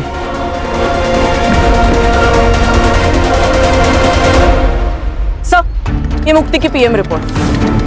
सर पर चोट लगने की वजह से जो ब्लड लॉस हुआ है उस वजह से मौत हुई है उसकी, रेप नहीं हुआ है उसके साथ। सर उसकी सीडीआर भी आ गई है सर, ये देखिए। इसके मुताबिक मुक्ति की लास्ट लोकेशन वही थी जहां गुरु ने उसे ड्रॉप किया था, और साईनाथ की लास्ट लोकेशन गांव के जंगल की नहीं, उसके एग्जैक्ट अपोजिट एक शमशान हुए वहां की है सर। और उसके 200 मीटर पे अजिंक्य का सेलफोन एक्टिव था सर, सेम टाइम पे। ये दोनों एक साथ क्या कर रहे थे शमशान भूमि में? No idea sir. और सर इस साईनाथ ने लास्ट फोन तारा के दोस्त कोमल को किया था। साईनाथ ने कोमल को कॉल किया था? साईनाथ जी, आपने तो कहा था कि आप जंगल में थे, इसका मतलब आपके मोबाइल का लोकेशन जंगल दिखाना चाहिए था, लेकिन वो दिखा रहा है शमशान। साहब, मैंने पहले ही बोला था ना आपको कि 2 दिन पहले मेरा फोन कहीं गिर गया था। अरे हाँ, इनका फोन गिर गया था। तो आपको ये भी पता नहीं होगा कि आपके फोन से तारा की दोस्त कोमल, उसको फोन किया गया है। तारा ने किया होगा, वो बार बार मेरा फोन इस्तेमाल करती थी। लेकिन उस वक्त तो तारा स्कूल में थी। फिर साहब अब मैं समझा कि ये फोन किसने किया होगा। किसने? याद है सर, तारा की नाना का कॉल नहीं था, बल्कि ऋतु दीदी ने कॉल किया था तारा से बात करने के लिए। तारा ने ये तो नहीं बताया कि ऋतु दी ने कॉल क्यों किया था, लेकिन कॉल करने की थोड़ी देर बाद ही वो कुछ काम के बहाने चली गई थी। तारा का कोई बॉयफ्रेंड? मैम, बॉयफ्रेंड तो नहीं बोल सकते, लेकिन एक लड़का था मुन्ना जो तारा को लाइक करता था। लेकिन जब ऋतु दी का केस सामने आया तो क्या बेटा, बोलो। तीनों बहनों के चर्चे पूरे गांव में है, लेकिन ये ऐसे सती सावित्री बन रही है ना, जैसे इससे सीधा कोई है ही नहीं। कहना क्या चाहता है तू? अरे मैं क्या कहना चाहूंगा, मैं तो यही बोल रहा हूँ कि अगर पैसे लेकर ही ये सब करना था तो मुझे भी बोल देती, थोड़े पैसे देकर मैं भी मजे ले लेता। और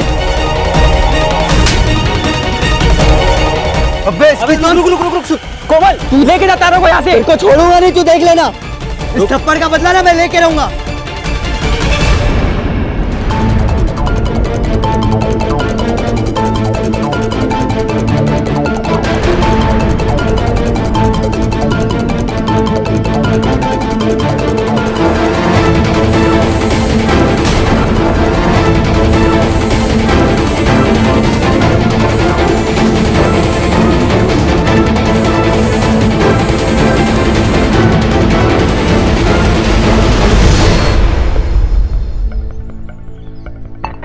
क्या हीरो, तारा को धमकी दी थी कि थप्पड़ का बदला लेगा? सर यहाँ खाने कमाने से फुर्सत नहीं, बदला क्या लूंगा? मैं तो हमेशा अपने दुकान पर ही रहता हूँ। आप चाहे तो अभिजीत से पूछ लीजिए। अभिजीत कोमल का बॉयफ्रेंड ना? ये तारा जब गायब हुई उस वक्त तू कहाँ था रे? उस वक्त साहब मैं घर पे था साहब। मैं घर पे था? अरे हीरो, तू कहाँ था रे? मैं तो यही दुकान पे था साहब।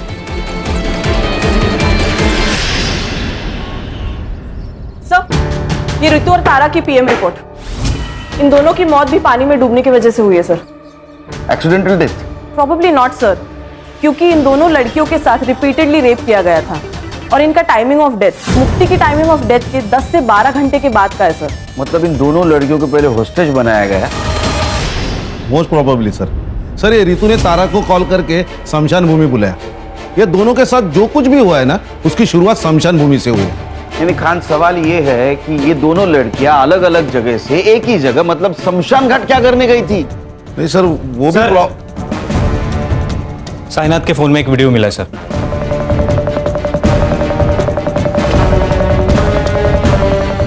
ये करने गई थी। ये ले तेरे पैसे। तुम्हें क्या लगता है कि तुम पैसों से कुछ भी खरीद सकती हो? अपने बेटे की आजादी भी। जब पैसे नहीं लेने थे तो मुझे बुलाया क्यों?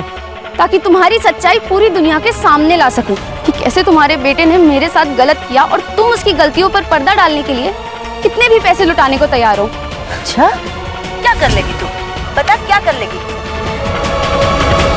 रितु ने तुम्हें मांडवली के लिए बुलाया, ये वीडियो बनाया, और ये वीडियो प्रूफ के तौर पे समाज के सामने ना आए, इसलिए तुम सबने मिलकर उन दोनों बहनों को मार दिया।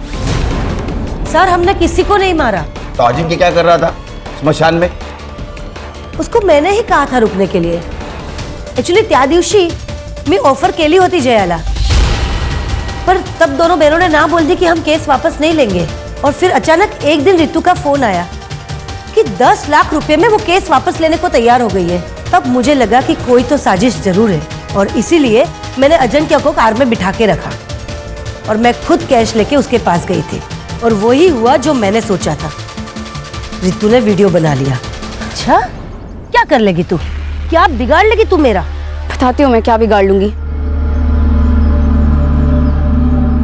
मैंने उनको पकड़ने की कोशिश की, लेकिन दोनों बहनें भाग गई। झूठ बोल रही हैं आप। आपको आपके दोनों बेटों को बचाना था, किसी भी कीमत पर। अरे बचाना था रेप केस से, एक रेप केस से बचाने के लिए मैं अपने बच्चों को क्या ट्रिपल मर्डर केस में फंसा दूंगी?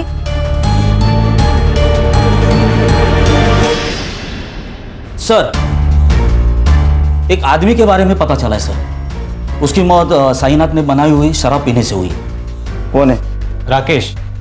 उसकी तो मौत हो गई है सर, लेकिन उसके दोनों बेटे अब भी गांव में रहते हैं, किराए के घर में। सर, बाबा मरने के बाद 6 महीने में ये साईनाथ जेल से छूट गया।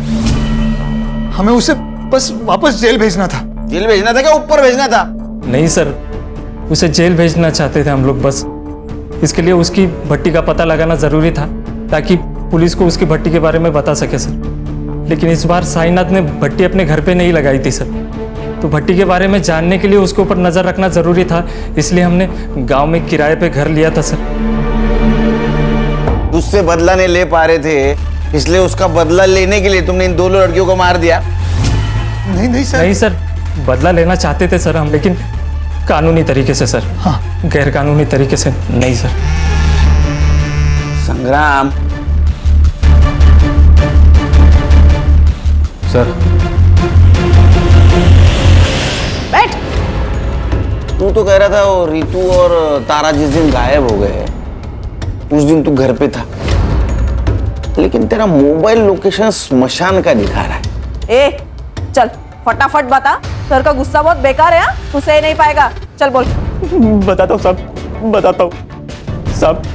मैं तारा के पीछे गया था, लोगों से सुना था कि वो लोग पैसे लेकर सोती है, इसलिए मैंने सोचा मैं भी ट्राई करता हूँ। तो उसने नहीं माना, इसलिए तूने उसको मार दिया? नहीं साहब, मैं तो घर वापस आ गया था। वो लोग मिलके कुछ तो प्लानिंग कर रहे थे। वो लोग किसी की तो वीडियो बना रहे थे। मुझे लगा अगर मैं इनको कुछ बोलूंगा कि ये लोग मेरी वीडियो ना बना ले, इसलिए साहब बिना कुछ बात किए मैं वहां से लौट आया। मैं सच बोल रहा हूँ, मैंने कुछ नहीं किया साहब, मैंने कुछ नहीं किया साहब। वो कार वाले लोग ने कुछ किया होगा। कौन सी कार? साहब जब मैं वापस लौट रहा था, लौटते वक्त मैंने एक कार देखी, वो शमशान की ओर जा रही थी। कौन थे कार में? उतना मैं देख नहीं पाया, लेकिन कुछ इलेक्शन के स्टिकर्स लगे हुए थे कार पे।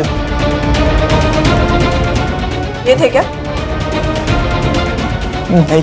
ये? हाँ मैडम, ये था। सर ये इसके पास तो कोई कार नहीं है। कार इसके पास नहीं है, इसके दोस्त के पास है। एक मिनट। मेरी 2 बहनें हैं, रितु और तारा, दोनों नाबालिग हैं। वकील बाबू, तुम्हारी गाड़ी स्मशान भूमि के स्पॉट हुई और उसमें मुक्ति के ब्लड के ट्रेसेस भी मिले।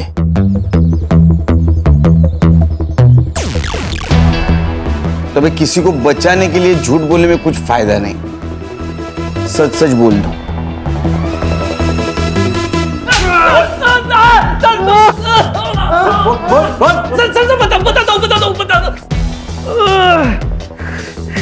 बोलो। हमने सबको नहीं मारा सर। रितु के केस की वजह से मेरे इलेक्शन कैंपेन को बूस्ट मिल गया था सर, और उस केस में कुछ था नहीं सर, जल्दी खत्म हो जाता, और इलेक्शन को अभी 1 महीना बाकी था। इसलिए सुधीर ने मुझे एडवाइस किया कि अगर इलेक्शन को गरमाए रखना है तो इस केस को बड़ा करना पड़ेगा, और हमने वही किया।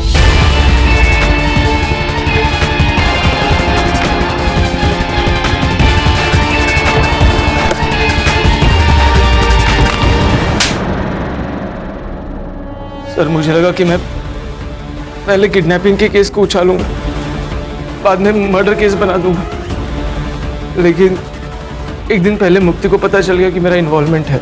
कैसे पता चला? सर जल्दबाजी में तारा का स्कूल बैग कार में रह गया।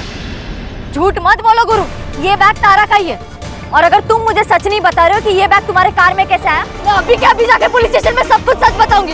ये सब तुमने किया है। मुक्ति बात सुन।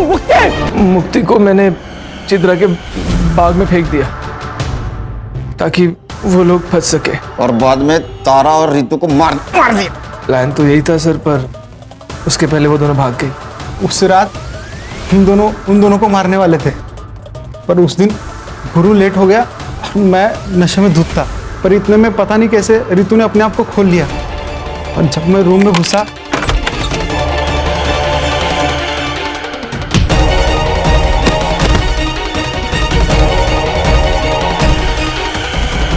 मैं जब तक अपने आप को संभालता वो भाग चुकी थी। तुमने नहीं मारा तो किसने मारा? जिस हालत में वो भागी थी उस हालत में हमारे अड्डे से सिर्फ वो 3 जगह जा सकती थी, हॉस्पिटल, पुलिस स्टेशन और घर। हॉस्पिटल हमारे गांव में है नहीं सर, चंद्रकांत की वजह से पुलिस स्टेशन वो जा नहीं सकती थी, तो हम घर में चले गए और हमारा अंदाज़ा सही निकला। वो दोनों घर में गई और जया काकी से मिली भी। वो दोनों जया काकी को हमारे बारे में कुछ बता ही नहीं पाई। हम चुपचाप वहाँ से चले गए।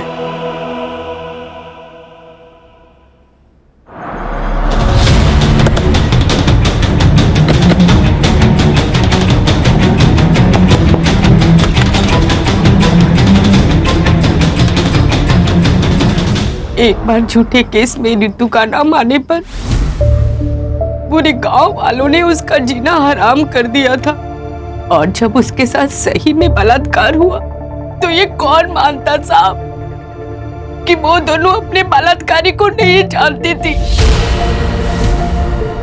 मेरी बेटियों की जिंदगी बर्बाद हो चुकी थी।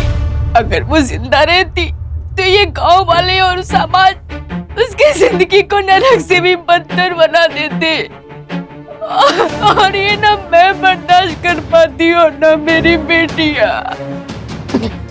इसलिए मैंने अपनी बेटियों को जिंदगी के नरक से आजाद करने का फैसला ले लिया था। माई, ये कहाँ आ गया माई? हॉस्पिटल तो उधर है ना? बताती हूँ। आपको पुलिस के पास जाना चाहिए था, वो जरूर कुछ मदद करते आपकी। एक बार गई थी साहब, क्या हुआ? आप लोगों ने उसका तमाशा बना दिया, और मेरे अंदर हिम्मत नहीं बची थी कि मैं अपनी बेटियों का दोबारा तमाशा बनते हुए देखूं। आपके साथ और आपके बेटी के साथ जो कुछ भी हुआ बहुत गलत हुआ। वो इंसानियत के दायरे में नहीं था, लेकिन क्या आपने जो कुछ किया वो सही था?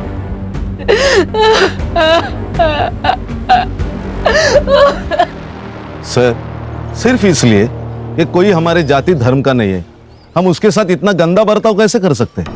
सर इतना टॉर्चर कि उन्हें जिंदा रहने से ज्यादा मरना आसान लगने लगे। बदलाव एक रात में नहीं आता, छोटे से बदलाव के लिए बार बार कोशिश करनी पड़ती है। हल्की सी ठोकर से हार मानकर कोशिश बंद नहीं करनी चाहिए। समाज को समझाना चाहिए, उन्हें बताना चाहिए, कोशिश करती रहनी चाहिए। देखो, एक ना एक दिन अपना समाज जरूर बदलेगा, हम बदलाव लाएंगे।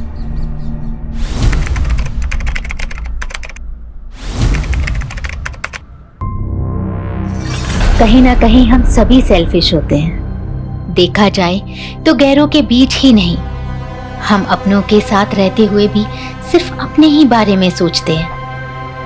पर कभी ना कभी जिंदगी हमें एहसास दिला देती है हम अकेले कुछ भी नहीं। दूसरों का साथ ही हमें जिंदगी का सच्चा एहसास करवाता है।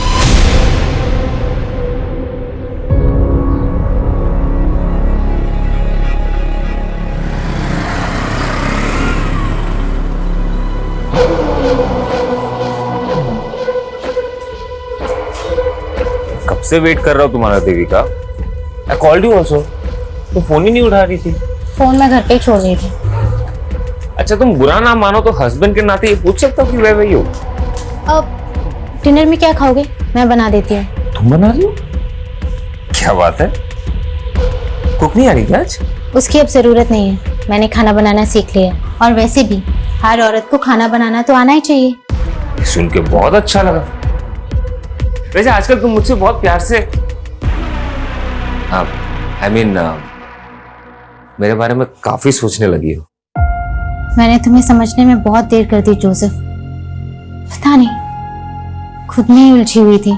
जो रिश्ते जल्दी बनते हैं ना वो टिकते भी नहीं है। हमारा रिश्ता देर से बना है ना तो गहरा भी बहुत होगा।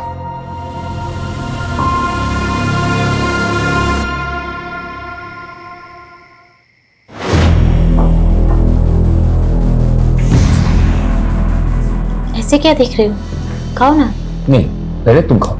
अब नहीं, पहले तुम खाओ और मुझे टेस्ट करके बताओ कि कैसा बना है। ठीक है। क्या हुआ? कुछ गड़बड़ हो गई?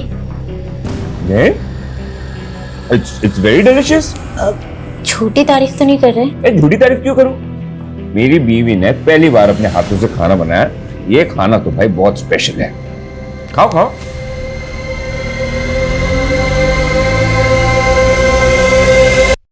इतना बुरा भी नहीं है।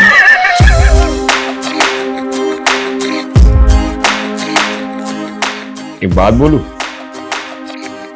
तुम जब हंसती हो ना और भी खूबसूरत लगती।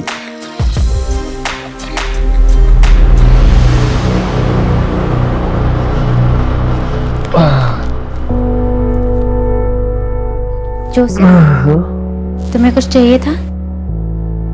नहीं तो। ठीक है। देविका? हाँ? नहीं, कुछ नहीं। तुम सो जाओ।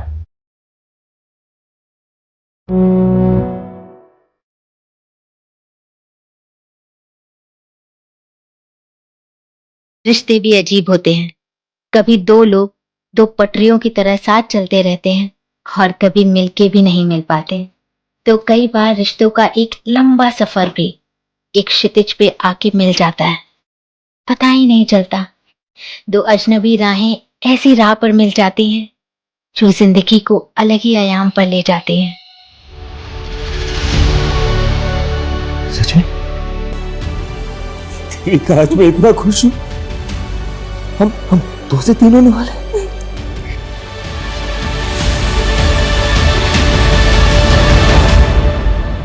आइए, देखिए यही घर है और इस घर के मालिक शंकर ने एक माइनर से बच्चे को नौकर बना के रखा हुआ है। आए दिन बच्चे की रोने की आवाज आती है, वो उसको मारता भी है। सर, कहाँ है वो बच्चा? क्या हुआ? कहाँ है वो बच्चा? अरे हुआ क्या है? क्या हुआ? बेटा, तुम ना बिल्कुल मत डरना। हाँ, मैं तुम्हें बचाने आई हूँ बेटा। ये आदमी तुम्हें बहुत मारता है ना? अरे ये गंगा जी क्या बोली जा रही है? देखिए, गंगा जी का कहना है कि आप बच्चे से बाल मजदूरी करवाते हो, उसे मारते हो। अरे सर, ये तो मेरे दूर का भांजा है सर। लगता है गंगा जी किसी बात की दुश्मनी निकालना चाहती है मेरे से। शंकर, ड्रामा बंद करो। सर, अरेस्ट करो आप इसे। आप आइए यहाँ पे आइए। बेटा डरो मत। बेटा मुझे बताओ, ये अंकल आपको मारते हैं? आपसे काम करवाते? नहीं सर, ये तो मेरे मामा है। देखा सर, देखा आपने? सर, मैं इसका मामा हूँ सर। इसके माँ बाप मर गए तो मैं इसे गांव से अपने साथ लेकर आ गया ताकि मैं इसे पाल पोस कर बड़ा कर सकूं। अरे सर, आप जानते नहीं कि वो कैसा आदमी है। मैं उसकी पड़ोसी हूँ, मैं जानती हूँ। देखिए गंगा जी, बच्चे ने क्या बोला कि वो उसका मामा है, वो उसे मारता नहीं है। ऐसे में हम कैसे एक्शन दें? चलिए। सर,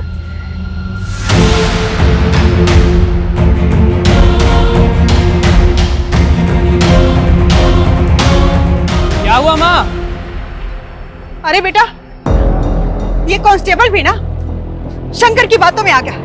लगता है मुझे किसी बड़े पुलिस ऑफिसर से बात करनी पड़ेगी। अरे माँ, ये शंकर कितना संकी है आपको पता है ना? आप क्यों अपनी सोशल वर्क के चक्कर में खतरा मोल लेती रहती हैं? ईशान, तू मेरा बेटा हो कैसी बातें कर रहा है? अरे छोड़ो माँ, चलो भूख लगी मुझे, चलो। अरे रुको, कुछ तो करना पड़ेगा ना इन लोगों का। अरे ऐसी कोई कॉम्प्लिकेशन नहीं है पापा। वो देविका ना अपने खाने पीने का ध्यान नहीं रखती, बस वही है। बेटा देविका की माँ होती ना तो इन दिनों मैं उसे देविका के पास ही रहने के लिए भेज देता, लेकिन तुम आया क्यों नहीं रख लेते? अरे नहीं पापा, रखा था मैंने किसी को काम पे, लेकिन वो काम छोड़ के चली गई। अब मैं सोच रहा हूँ 24 घंटे डिलीवरी तक मैं ही रहूँ उसके साथ। जोसेफ बेटा, मेरी कोई भी जरूरत हो तुम्हें तो बताना प्लीज।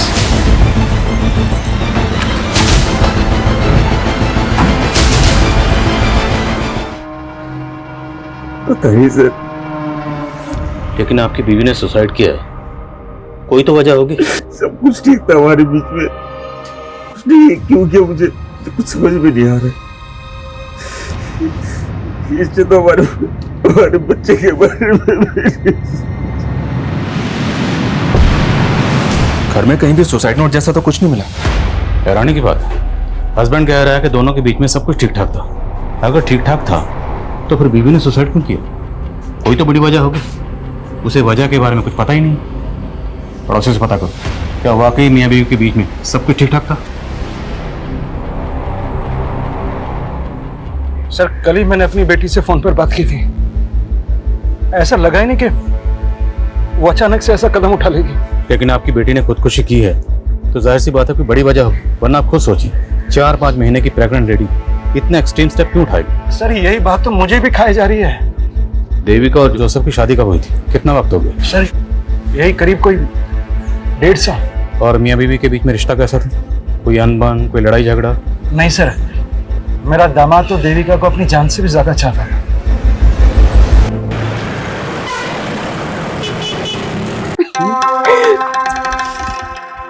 मेरे लिए अपनी बीवी को धोखा दे रहे हो? अरे तुम्हारे सामने मेरी बीवी क्या है मेरी जान। तो डिवोर्स दे दो उसको। को डिवोर्स नहीं दे सकता ना मेरी जान, क्योंकि उसके करोड़ों की प्रॉपर्टी मेरे हाथ से चली जाएगी। अपनी बीवी के पैसों से हम फुल ऐश करेंगे। अब चलें?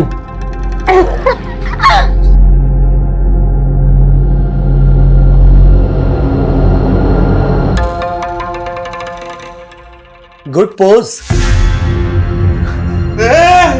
लग रहा अरे चुप। क्या फिल्म बन रही है पगले? अगर फिल्म मैंने तेरी बीवी को दिखा दी ना और वो तेरे हाथ पैर काट के तुझे चौराहे पर भीख मंगवाएगी, और तेरा क्या होगा छमिया? छमिया होगी तेरी माँ। बकवास बंद कर और डील फिक्स कर। वर्षा तुम उसके साथ मिली हुई हो? वो अपनी हीरोइन है और मैं ना उसका डायरेक्टर हूँ। तेरे को पता है बहुत अच्छी एक्टर है ये।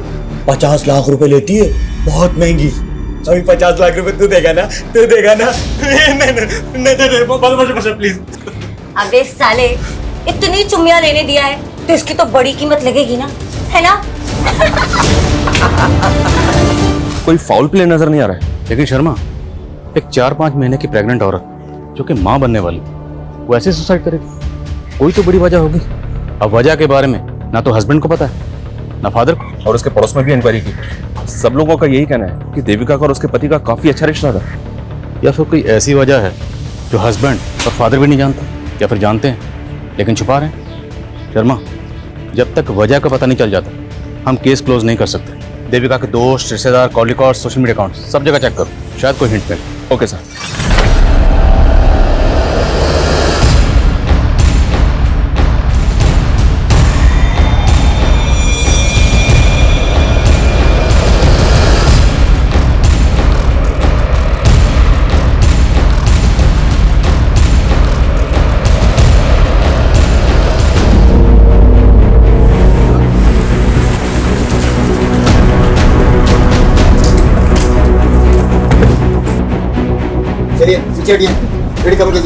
हटो। शर्मा, दा चेक कर।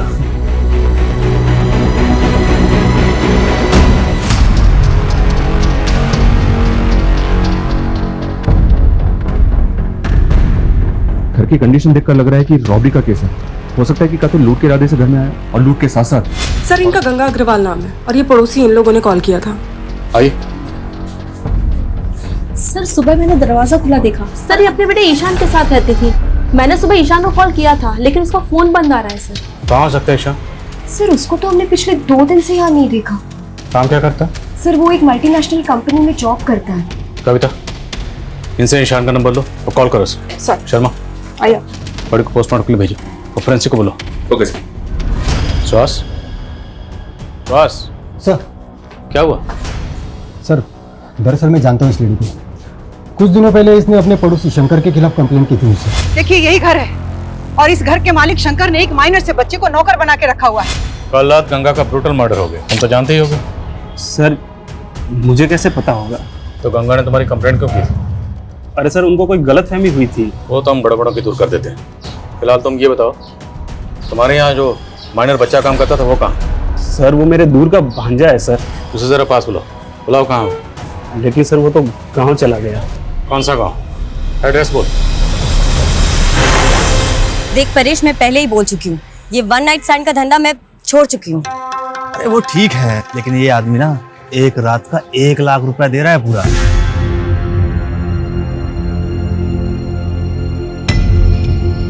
ठीक है, 1 लाख बोल दे उसको, वर्षा आ जाएगी। ठीक है।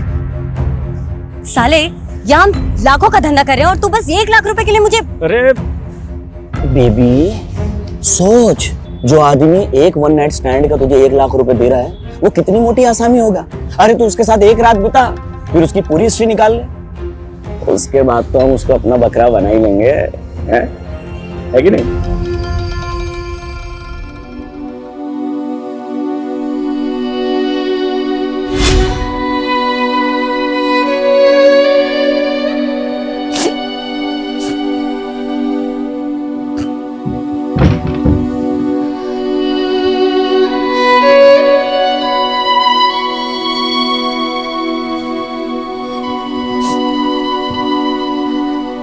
देखो देविका, मैं समझ सकता हूँ कि तुम अपने फादर को बहुत मिस कर रही हो, लेकिन मेरा विश्वास करो, तुम्हें खुश रखने के लिए मुझसे जो भी होगा ना मैं करूंगा।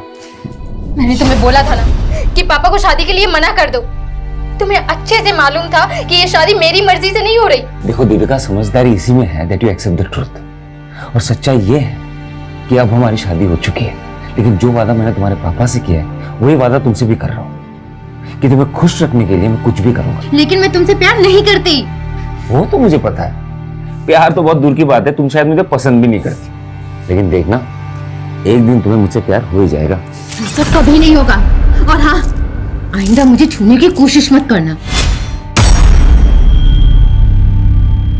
सर मैंने देविका का सीडीआर और सोशल मीडिया अकाउंट चेक किया, उससे कोई भी क्लू नहीं मिल रहा है कि उसने सुसाइड क्यों किया।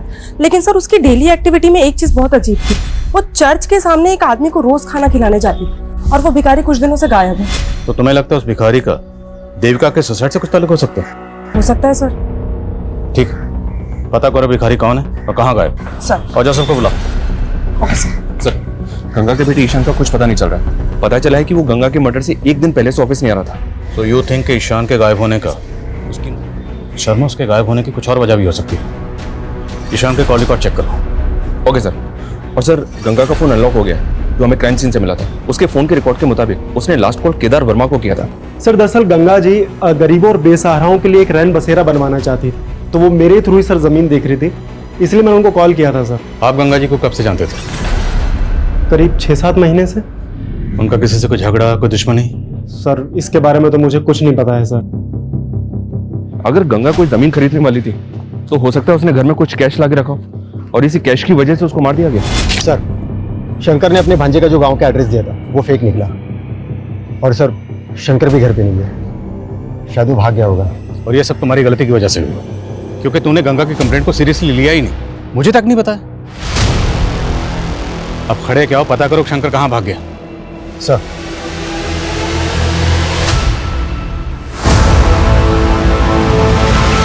हाँ सर, देविका उस भिखारी को खाना खिलाती थी, लेकिन उस भिखारी ने ऐसा क्या किया कि आप ये सवाल पूछ रहे हैं? इसलिए क्योंकि जिस दिन आपकी बीवी देविका की मौत हुई उसी दिन से ये भिखारी गायब है। तो आप क्या क्या कहना चाह रहे कि देविका ने सुसाइड नहीं किया? अब किया या नहीं किया ये जांच का मामला है। सर मुझे कुछ समझ में नहीं आ रहा है सर। ठीक, अब जा सकते हैं, लेकिन कुछ भी याद आए तो बताइएगा। ठीक है सर। मैं कमें सर? हाँ। दिन पहले यानी कि 23 जुलाई की रात को इंदौर में बंद हुआ था।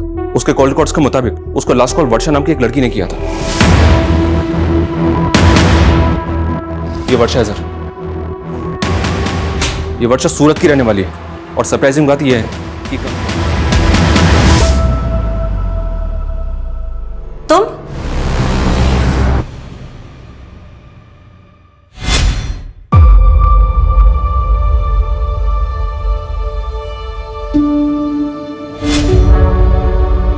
जोसेफ बेटा, मैं समझ सकता हूँ कि देविका की मौत से गहरा धक्का लगा है तुम्हें। अरे बस करो ना पापा, आपको समझ में नहीं आ रहा है क्या? आपकी वजह से मेरी और देविका की जिंदगी बर्बाद हो गई है। ये कैसी बात कर रहा है बेटा? और नहीं तो क्या, आपको पता था ना देविका मुझसे शादी नहीं करना चाहती थी, लेकिन उसके मर्जी के खिलाफ आपने उसकी शादी मेरे साथ करवा दी। कितनी मुश्किल से मैंने उसके दिल में अपने लिए जगह बनाई थी। देखिए ना क्या हुआ, एक बार भी उसने मेरे बारे में नहीं सोचा। ये तो छोड़ा, हमारे बच्चे के बारे में नहीं सोचा। बेटा मैं भी तो यही जानना चाहता हूँ, तुम दोनों के बीच में तो सब कुछ ठीक चल रहा था, फिर देविका ऐसा कैसे कर सकती है? कहीं किसी ने उसे मार तो नहीं दिया? किसने? मैं भी तो हो सकता हूँ ना। कैसी बात कर रहे हो तुम? पापा आप भी तो हो सकते हो। जोसेफ, तुम्हें कौन है उसका दुश्मन? जोसेफ, किसने मारा? अपने आप को मैं जोसेफ अपने आप को मैं पागल हो रहा हूँ। जोसेफ अपने आप को संभाल। मेरा दिमाग खराब हो रहा है, मुझे समझ में नहीं आ रहा मैं क्या करूंगा। जोसेफ अपने आप को मुझे संभालने ना की कोशिश जिंदा नहीं करो। रहना है। मैं चाहता हूँ बेहतर होगा मैं मर जाता हूँ। नहीं जोसेफ, नहीं जोसेफ, जोसेफ छोड़ से।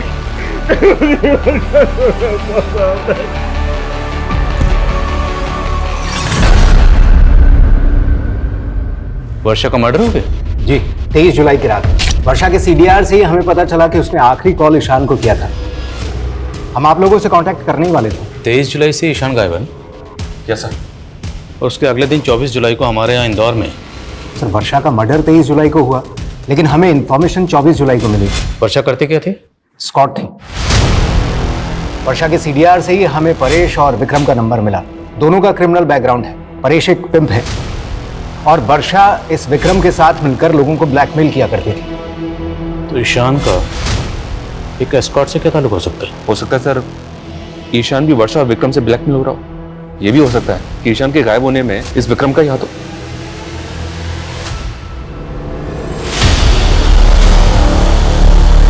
बोलो कविता। सर गंगा के पड़ोसी शंकर के सीडीआर में एक अब्दुल नाम के आदमी का नंबर मिला है। सर ये आदमी थोड़ा सस्पिशियस लग रहा है। कौन है अब्दुल? सर अब्दुल एक मेड एजेंसी चलाता है और कुछ दिन पहले उसके साथ ह्यूमन ट्रैफिकिंग पे पूछताछ भी हो चुकी है। सर देवास पुलिस को शक था कि वो ऐसे लोगों को काम पर लगवाता है जो ह्यूमन ट्रैफिकिंग के विक्टिम है, लेकिन सर उस पर कोई आरोप साबित नहीं हुआ है। तो मुमकिन है शंकर ने इस अब्दुल के जरिए ही उस माइनर बच्चे को काम पे रखा हो। मिलो इस अब्दुल से। मैडम मैं ऐसे वैसे लोगों को काम पे नहीं लगवाता मैडम, सबकी पुलिस वेरिफिकेशन होती है। मैंने शंकर के यहाँ किसी बच्चे को काम पे नहीं लगवाया था। तो शंकर तुझे कॉल क्यों कर रहा था? रोज कितने कॉल आते हैं मैडम मेड सर्वेंट के लिए, अब उसमें शंकर कौन है मैं नहीं जानता। सर एक दूसरे एस्कॉर्ट से उस पे परेश की टिप मिली सूरत पुलिस को। वो जन्म में कहीं छुपा हुआ है। उठाओ सर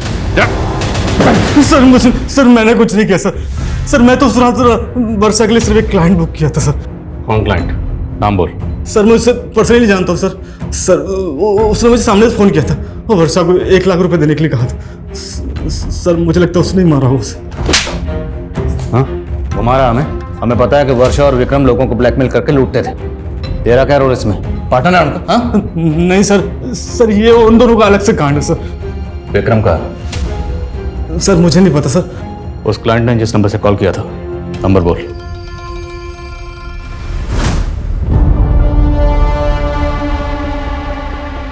अरे जाना यार जा।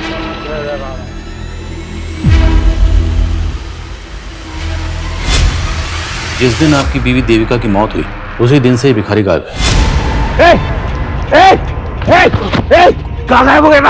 सच बोला।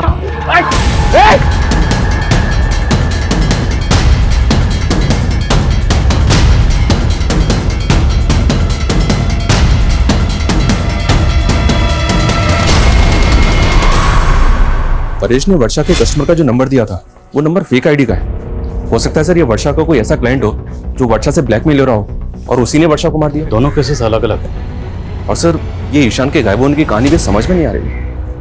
आएगी शर्मा, सब समझ में आएगी। एक बार ये इस विक्रम को ढूंढो फिर सब समझ में आएगी। सर जोसेफ का कॉल आया था, उसने उस भिखारी को MG रोड पे देखा है। हम भिखारी लोग हैं साहब, जगह बदल बदल के भीख मांगते हैं। तो हमें सिर्फ ये बता, देविका तुझे रोज खाना खिलाने के लिए आती थी, वो अकेले आती थी या उसके साथ कोई होता था? साहब मैम सब बिल्कुल अकेली आती थी, पर उस दिन साहब एक लड़का आया था जो उनको बहुत परेशान कर रहा था। मेरी बात सुनो प्लीज, एक बार मेरी बात तो सुनो प्लीज। कौन था वो लड़का? मैं नहीं जानता साहब, पर साहब मैंने कुछ नहीं किया, मुझे माफ कर दो। जाने दो सर। देविका ने मुझे कभी नहीं बताया कि कोई लड़का उसे परेशान कर रहा था, और पहले तो आप उस भिखारी पे शक कर रहे थे, अब उस पे यकीन कर रहे हैं। हम सिर्फ आपसे कंफर्म करना चाहते हैं, क्या देविका की जिंदगी में कोई लड़का था? सर मैं आपको कह तो रहा हूं ना, कोई नहीं था। फिर ऐसी क्या वजह रही होगी कि 4-5 महीने? सर ये मैं कैसे बता सकता हूँ? ठीक। मैं कमिंग सर? सर शंकर के बारे में पता चला है, वो भोपाल में अपने भाई के घर पर है। सर हमारे कहने पे भोपाल पुलिस ने उसे अरेस्ट कर लिया है। मानता हूँ सर वो मेरा भांजा नहीं था। तो भागा क्यों था? सर मैं डर गया था सर। कम पैसे का नौकर ढूंढने के चक्कर में अब्दुल ने मुझे वो माइनर बच्चा दिया था काम पर रखने के लिए, लेकिन सर मैंने उस बच्चे को पहले ही निकाल दिया था सर। तूने हमसे बोला कि ना तो तू शंकर को जानता है, लेकिन पता चला हमें ये सारा कांड तेरा ही है। सर मैं मानता हूं कि मैंने एक माइनर बच्चे को काम पे लगाया, लेकिन मैंने किसी का मर्डर नहीं किया है सर। गंगा के बेटे ईशान को भी तू नहीं गायब किया है। बोल, किया है नहीं किया? सर मैंने कुछ भी नहीं किया सर।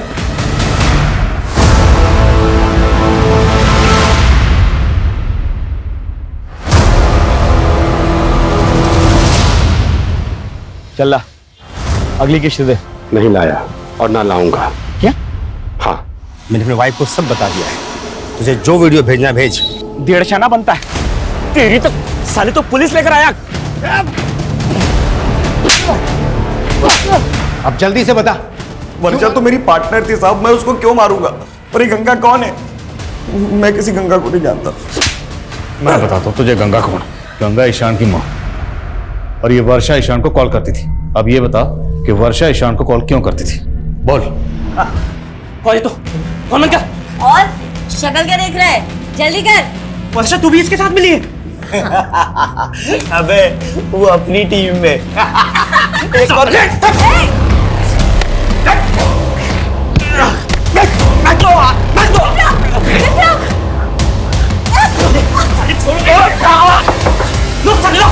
सर वो साला 1.5 निकला। मुझे तो लगा वो वर्षा को उधर ही खत्म कर देगा, पर पता नहीं कैसे वर्षा उसके चुंगल से बच के बाहर आ गई। उसके बाद वो किधर गई, उसने ईशान को फोन क्यों लगाया, मेरे को नहीं मालूम साहब। पर परेश ने बताया कि जहां वर्षा होती थी वहां हमेशा तू होता था, उसका पार्टनर था ना तू। लेकिन जिस दिन उसका कत्ल हुआ सिर्फ उसी दिन उसके साथ नहीं था। क्यों? जब मैं लॉज में पहुंचा तब तक वर्षा का कांड हो चुका था साहब। लेकिन साहब वहां मेरी नजर एक विजिटिंग कार्ड पर पड़ी साहब। Visiting card? कातिल ने पहले कत्ल किया और उसके बाद जानबूझ के अपना विजिटिंग कार्ड वहां छोड़ दिया। नहीं साहब, मैं झूठ नहीं बोल रहा हूँ। मुझे मालूम था पुलिस मुझे ढूंढेगी, मेरे पे डाउट करेगी, इसलिए वो विजिटिंग कार्ड मैंने संभाल के रखा। वैक्सीन एंटरप्राइज आप ही की कंपनी? जी हाँ, ये मेरा ही विजिटिंग कार्ड है। लेकिन बात क्या है इंस्पेक्टर साहब? वर्षा को जानते हैं? कौन वर्षा? ये वर्षा एस्कॉर्ट थी। 23 जुलाई को सूरत में इसका कत्ल हुआ। जहां पे कत्ल हुआ आपका विजिटिंग कार्ड वहीं मिला। क्या? हमें भी जानकर ऐसी ही हैरानी हुई थी जब हमें पता चला कि आपको एस्कॉर्ट के पास जाने की आदत है। कहीं आपकी बीवी के सोसाइटी? क्या बकवास कर रहे हो आप इंस्पेक्टर साहब? जबान संभाल के, वरना मैं हाथ नहीं संभाल पाऊंगा। सीधे बताओ, कहीं वर्षा का कत्ल भी तुमने? कुछ भी बोल रहे हो आप? मुझे कोई एस्कॉर्ट के पास जाने का शौक नहीं है, और ना ही मैं किसी वर्षा को जानता हूँ। अक्सर मैं ये विजिटिंग कार्ड अपने क्लाइंट्स को दे देता हूँ, तो आपको मिल गया होगा। अभी चल हमारे साथ, तुझे थाना विजिट करवाते हैं। अरे इंस्पेक्टर साहब, सर मेरे दामाद ने ऐसा कुछ नहीं किया है, आपको गलतफहमी हो रही है। शर्मा लेके आ। अरे इंस्पेक्टर साहब मेरी बात सुनिए। परेश ध्यान से देखे से, यही वर्षा का क्लाइंट है ना जो वर्षा को बुक करता था? क्या बकवास कर रहे हो आप? तू तो बिल्कुल चुप ही रह। पहचाने से? साहब इतने सालों में मैंने कई मर्दों को वर्षा के पास भेजा है, हो सकता है उनमें से ये भी। तू मुझे फंसा क्यों रहा है? मैं तुझे और वर्षा को जानता तक नहीं हूँ। चल ले विक्रम, ध्यान से देखे से, ये वही है ना जिसका विजिटिंग कार्ड तूने हमें दिया था? उस रात लॉज के पास तूने इसी को देखा था ना? और शायद सर, मैं जब वहां लॉज पर पहुंचा तो मैंने इसी को बाहर निकलते हुए देखा था। यही है। अरे आप लोग जानते हैं क्या हो सर? आप उन जैसे क्रिमिनल्स पे भरोसा करके मुझ पे आरोप लगा रहे हो। आपको भरोसा नहीं है तो जैसे मेरी बीवी ने फंदा डाल के मर गई ना, उसी तरीके से मेरे गले में भी फांसी का फंदा डाल के मुझे मार डालो सर। ऐसा घिनौना इल्जाम मुझ पे मत डालो सर, मैंने कुछ नहीं किया है। वर्षा का मर्डर तो सूरत में हुआ था, और जोसेफ की फोन लोकेशन के हिसाब से उसका फोन 23 जुलाई को यहाँ इंदौर में ही एक्टिव था। तो फिर ये विक्रम वर्षा मर्डर केस में जोसेफ को फंसाना चाहता है? कहीं ऐसा तो नहीं कि 23 जुलाई को जोसेफ का कोई क्लाइंट सूरत गया था जिसे उसे अपना विजिटिंग कार्ड दिया था? जोसेफ के क्लाइंट की लिस्ट निकला। Okay sir. और सर ये जोसेफ का करना क्या है? छोड़ दो फिलहाल, लेकिन नजर रखो। ओके।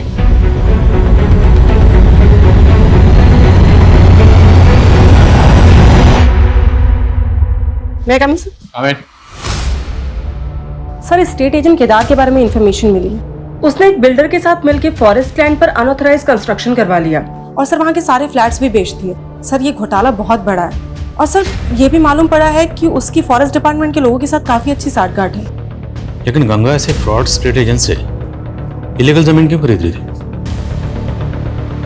ये केदार हमें गुमराह तो नहीं कर रहा? सर गंगा एक सोशल एक्टिविस्ट है, तो हो सकता है कि वो केदार के खिलाफ कोई एक्शन लेना चाहती हो।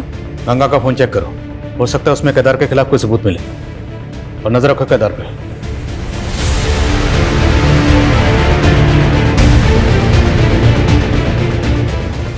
सर, गंगा के फोन का डेटा चेक किया। उसके फोन के डेटा से एक वीडियो रिट्रीव हुआ है जो पहले डिलीट किया गया था, और वीडियो काफी शॉकिंग है। ये देखिए सर।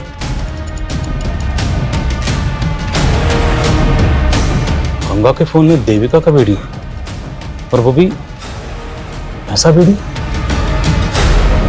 ये वीडियो हमें गंगा नाम की सोशल एक्टिविस्ट के फोन में मिला। क्या चक्कर है? क्या छुपा रहे हो? मैं कुछ छिपा नहीं रहा सर। मैं तो जानता था भी इस वीडियो के बारे में। और ये देविका के साथ कौन? यही तो हम जानने हैं कि देविका के साथ किसने और क्या। सर मुझे इस वीडियो के बारे में कुछ नहीं पता। मेरी बेटी के साथ ये सब हो रहा था। आप नहीं जानते इस बारे में? क्या देविका ने भी आपको कभी नहीं बताया कि उसके साथ ये सब हो रहा था? नहीं सर। ये देविका का हस्बैंड और फादर वाकई इस वीडियो के बारे में कुछ नहीं जानते, या फिर वो कुछ छुपा रहे हैं? और सवाल ये भी है कि गंगा जैसी सोशल एक्टिविस्ट के मोबाइल में उसने डिलीट क्यों की? हो सकता है सर देविका किसी से ब्लैकमेल हो रही हो और उसने गंगा से मदद मांगी हो। तो हमें पता करना होगा ये वीडियो किसने बनाया, और इस वीडियो में देविका के साथ वो लड़का कौन है। सर वो भिखारी मैं बता रहा था कि एक लड़का है जो देविका को परेशान करता है। मेरी बात सुनो प्लीज, एक बार मेरी बात तो सुनो। उस भिखारी से उस लड़के का स्केच बनो। अब सवाल ये है कि वर्षा का कातिल कौन है? जोसेफ की क्लाइंट लिस्ट का क्या हुआ? सर जोसेफ की क्लाइंट लिस्ट में फिलहाल अभी तक ऐसा कोई नहीं मिला है जिसका वर्षा, विक्रम या इस परेश के साथ कोई कनेक्शन।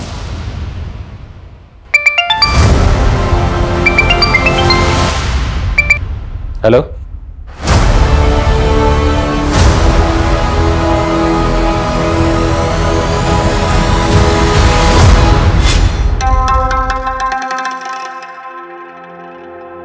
हाय।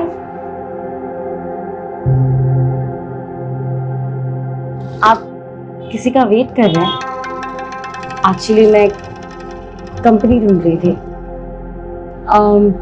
अगर आपसे कोई मिलने आने वाला है तो कोई बात नहीं। अरे सुनिए तो।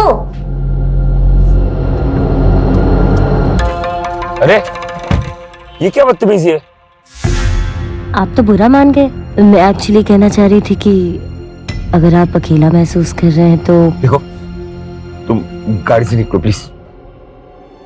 क्या है ना, पास में एक होटल है,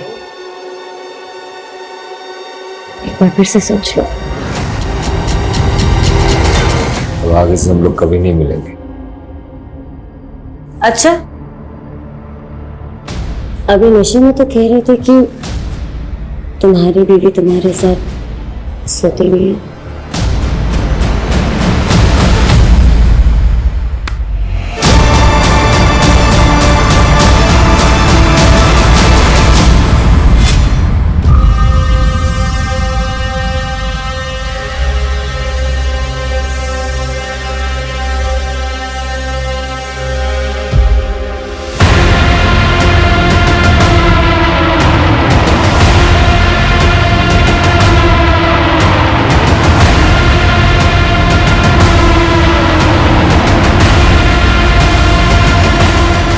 लिख के तूने ही अपनी माँ का मर्डर किया है, इसलिए अब तू भी सुसाइड कर रहा है।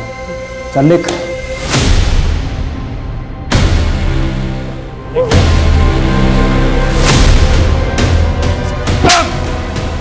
पुलिस को गुमराह करता है। अब ले, खोलो से।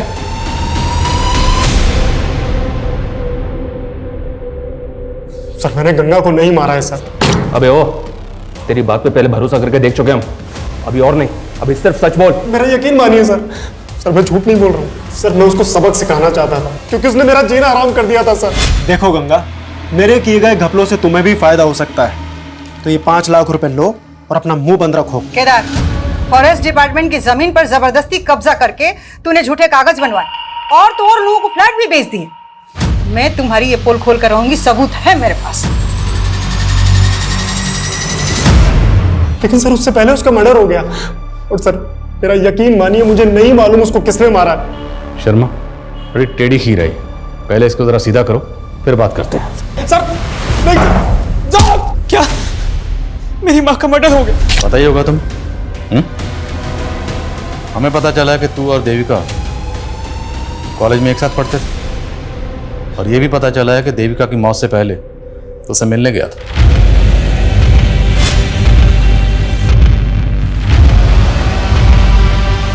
देविका प्लीज मेरी बात सुनो। देखो, हमारे बीच जो भी था सब खत्म हो चुका है। मेरी जोसेफ से शादी हो चुकी है। आइंदा मुझसे मिलने की कोशिश मत करना। देविका, मानता हूँ सर कि मैं देविका को कॉलेज टाइम से प्यार करता हूँ, लेकिन आप ये सब क्यों पूछ रहे हैं? ये वीडियो तुम्हारी माँ के फोन में मिला। सर मेरी माँ के फोन में? वीडियो में ये देविका के साथ कौन है, और ये वीडियो तुम्हारी माँ के फोन में क्यों था? सर मेरा यकीन कीजिए, मैं नहीं जानता इस बारे में सर। वर्षा के बारे में तो जानते हो ना? क्या कनेक्शन है उसके साथ? कुछ छुपाना मत, वरना बुरे फंसोगे। बोलो। सर देविका को खोने के बाद मैं अपनी लाइफ से फ्रस्ट्रेट हो गया था सर, और इसी फ्रस्ट्रेशन में प्रोस्टिट्यूट्स के साथ तभी सर मैं वर्षा के कांटेक्ट में आया। लेकिन सर वो तो मुझे ही लूटने की कोशिश कर रही थी। पानी।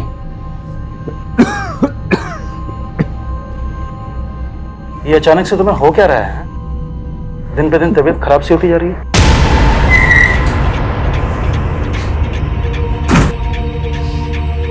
चलो अरे चलो हमारे साथ। अरे सर मैंने क्या किया? एक मिनट किया। सब बताएंगे तुझे, लेकिन लॉक अप में।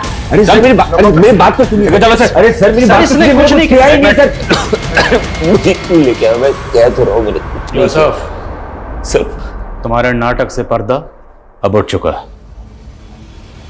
हमें पता चल चुका है कि तुम सिटी हॉस्पिटल में एक लंबे अरसे से अपना इलाज करवा रहे हो, क्योंकि तुम HIV पॉजिटिव हो। तुम्हें ये बीमारी मिली वर्षा से, और फिर तुमसे तुम्हारी बीवी देविका को।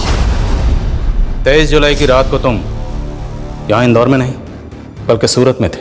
तुमने क्राइम शोज में देखा कि कॉप फोन लोकेशन से ही क्रिमिनल तक पहुंचते हैं। तुम बड़ी चालाकी से अपना फोन यहाँ छोड़कर ट्रेन में ट्रेवल करके सूरत पहुंचे, लेकिन तुम सूरत के रेलवे स्टेशन के CCTV कैमरा में कैप्चर हो गए। Start now. उस वर्षा के वजह से देविका और मेरा बच्चा दोनों इन्फेक्टेड हो गए, और ये बात मुझे देविका के डॉक्टर से पता चला। मैं 4 महीने तक ये बात देविका से छुपाता रहा, लेकिन एक दिन उसे ये बात पता चली गई। अरे देविका, मैं तुम्हें कहाँ ढूंढ रहा हूँ और तुम यहाँ पे हो। अरे तुम्हारी वजह से मैं HIV पॉजिटिव हो गई, और मेरा बच्चा भी। मैंने तुम पे भरोसा किया और तुमने मुझे धोखा दिया। नहीं देविका, तुम गलत समझ रही हो। I am really sorry. देखो मैं ये सब नहीं करना चाहता था। मेरी बात सुनो देविका, मेरी बात सुनो देविका। मैंने उस पिंक परेश का पता लगाया और एक फेक ID नंबर से उसे कॉल किया और वर्षा को हायर किया। तो मुझे समझ में नहीं आया कि ईशान ने ऐसे क्यों किया। सर देविका जोसेफ की हो चुकी थी, जो मुझे हरगिज बर्दाश्त नहीं था। मैं देविका और जोसेफ से बदला लेना चाहता था, और मैंने एक प्लान बनाया कि वर्षा जोसेफ को HIV इन्फेक्ट कर दे। तुम्हें यह बात पता नहीं थी कि तुमसे शादी से पहले देविका ईशान से प्यार करती थी? शादी से पहले देविका का किसी के साथ अफेयर था, ये मुझे पता था।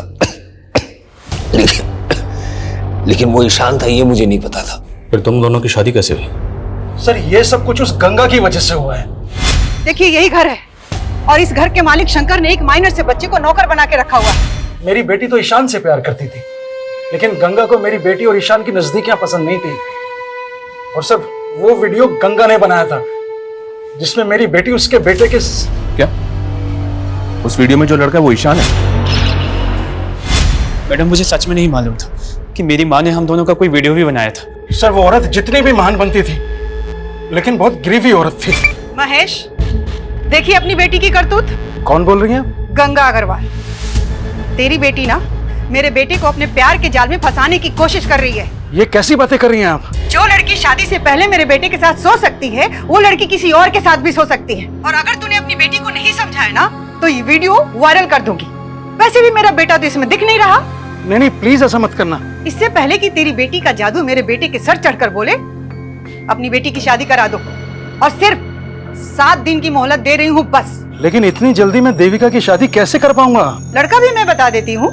एक अच्छा लड़का है जोसेफ, दूसरे समुदाय का है, लेकिन बहुत अच्छा है। जब मुझे ईशान के बारे में पता चला तो मैंने इस बारे में देविका के फादर के साथ जाके बात की और उन्होंने मुझे सब कुछ सच सच बता दिया। मुझे तो लगा गंगा आंटी की वजह से मुझे देविका जैसी लड़की मिली, लेकिन वो तो सबसे बड़ी कमी नहीं थी। इस सारे फसाद की जड़ वही थी।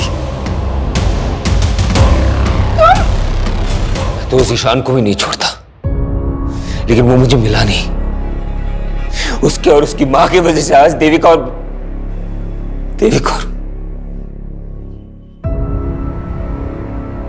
सर कई केसेस में अक्सर गंगा जैसी विक्टिम के किरदार कुछ इस तरह से नजर आते हैं, ऐसा लगता है कि जैसे क्राइम के सबसे बड़े कल्प्रिट वो ही हैं। और सर गंगा जैसी सोशल एक्टिविस्ट जिसकी समाज में इतनी ज्यादा इज्जत थी, उसने जिस तरह से देविका का वीडियो बना के उसके फादर को प्रेशराइज किया, इस गुनाह की वजह तो उसी दिन पैदा हो गई थी। लेकिन जब जुर्म ने पहली बार दस्तक दी थी, अगर उसी वक्त देविका के फादर पुलिस के पास आए होते तो इस जुर्म को होने से रोका जा सकता था। हमने अक्सर देखा विक्टिम की चुप्पी बड़े बड़े गुनाहों को जन्म देती है। सर जिस तरह से ईशान ने वर्षा का इस्तेमाल करके जोसेफ को HIV इन्फेक्टेड किया है, हैरानी होती है कि लोग अपनी नफरत में किस हद तक गुजर जाते हैं। और ये जोसेफ जैसे लोगों की लापरवाही है जो वर्षा जैसी अनजान लड़कियों पर भरोसा करके इतना बड़ा नुकसान उठा लेते, जिसकी सजा वो खुद तो भुगतते ही, उनके साथ साथ उसका खामियाजा उनके अपनों को भी भुगतना पड़ता है। और इस केस में वो खामियाजा उठाया उसकी बीवी देविका ने, जो बिना किसी कसूर के पहले गंगा की जातियों का शिकार हुई और फिर जोसेफ की लापरवाही का।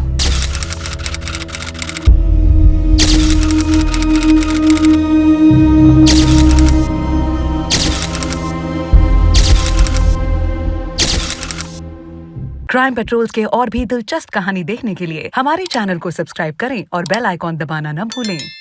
क्राइम पेट्रोल्स के और भी दिलचस्प कहानी देखने के लिए हमारे चैनल को सब्सक्राइब करें और बेल आइकॉन दबाना न भूलें।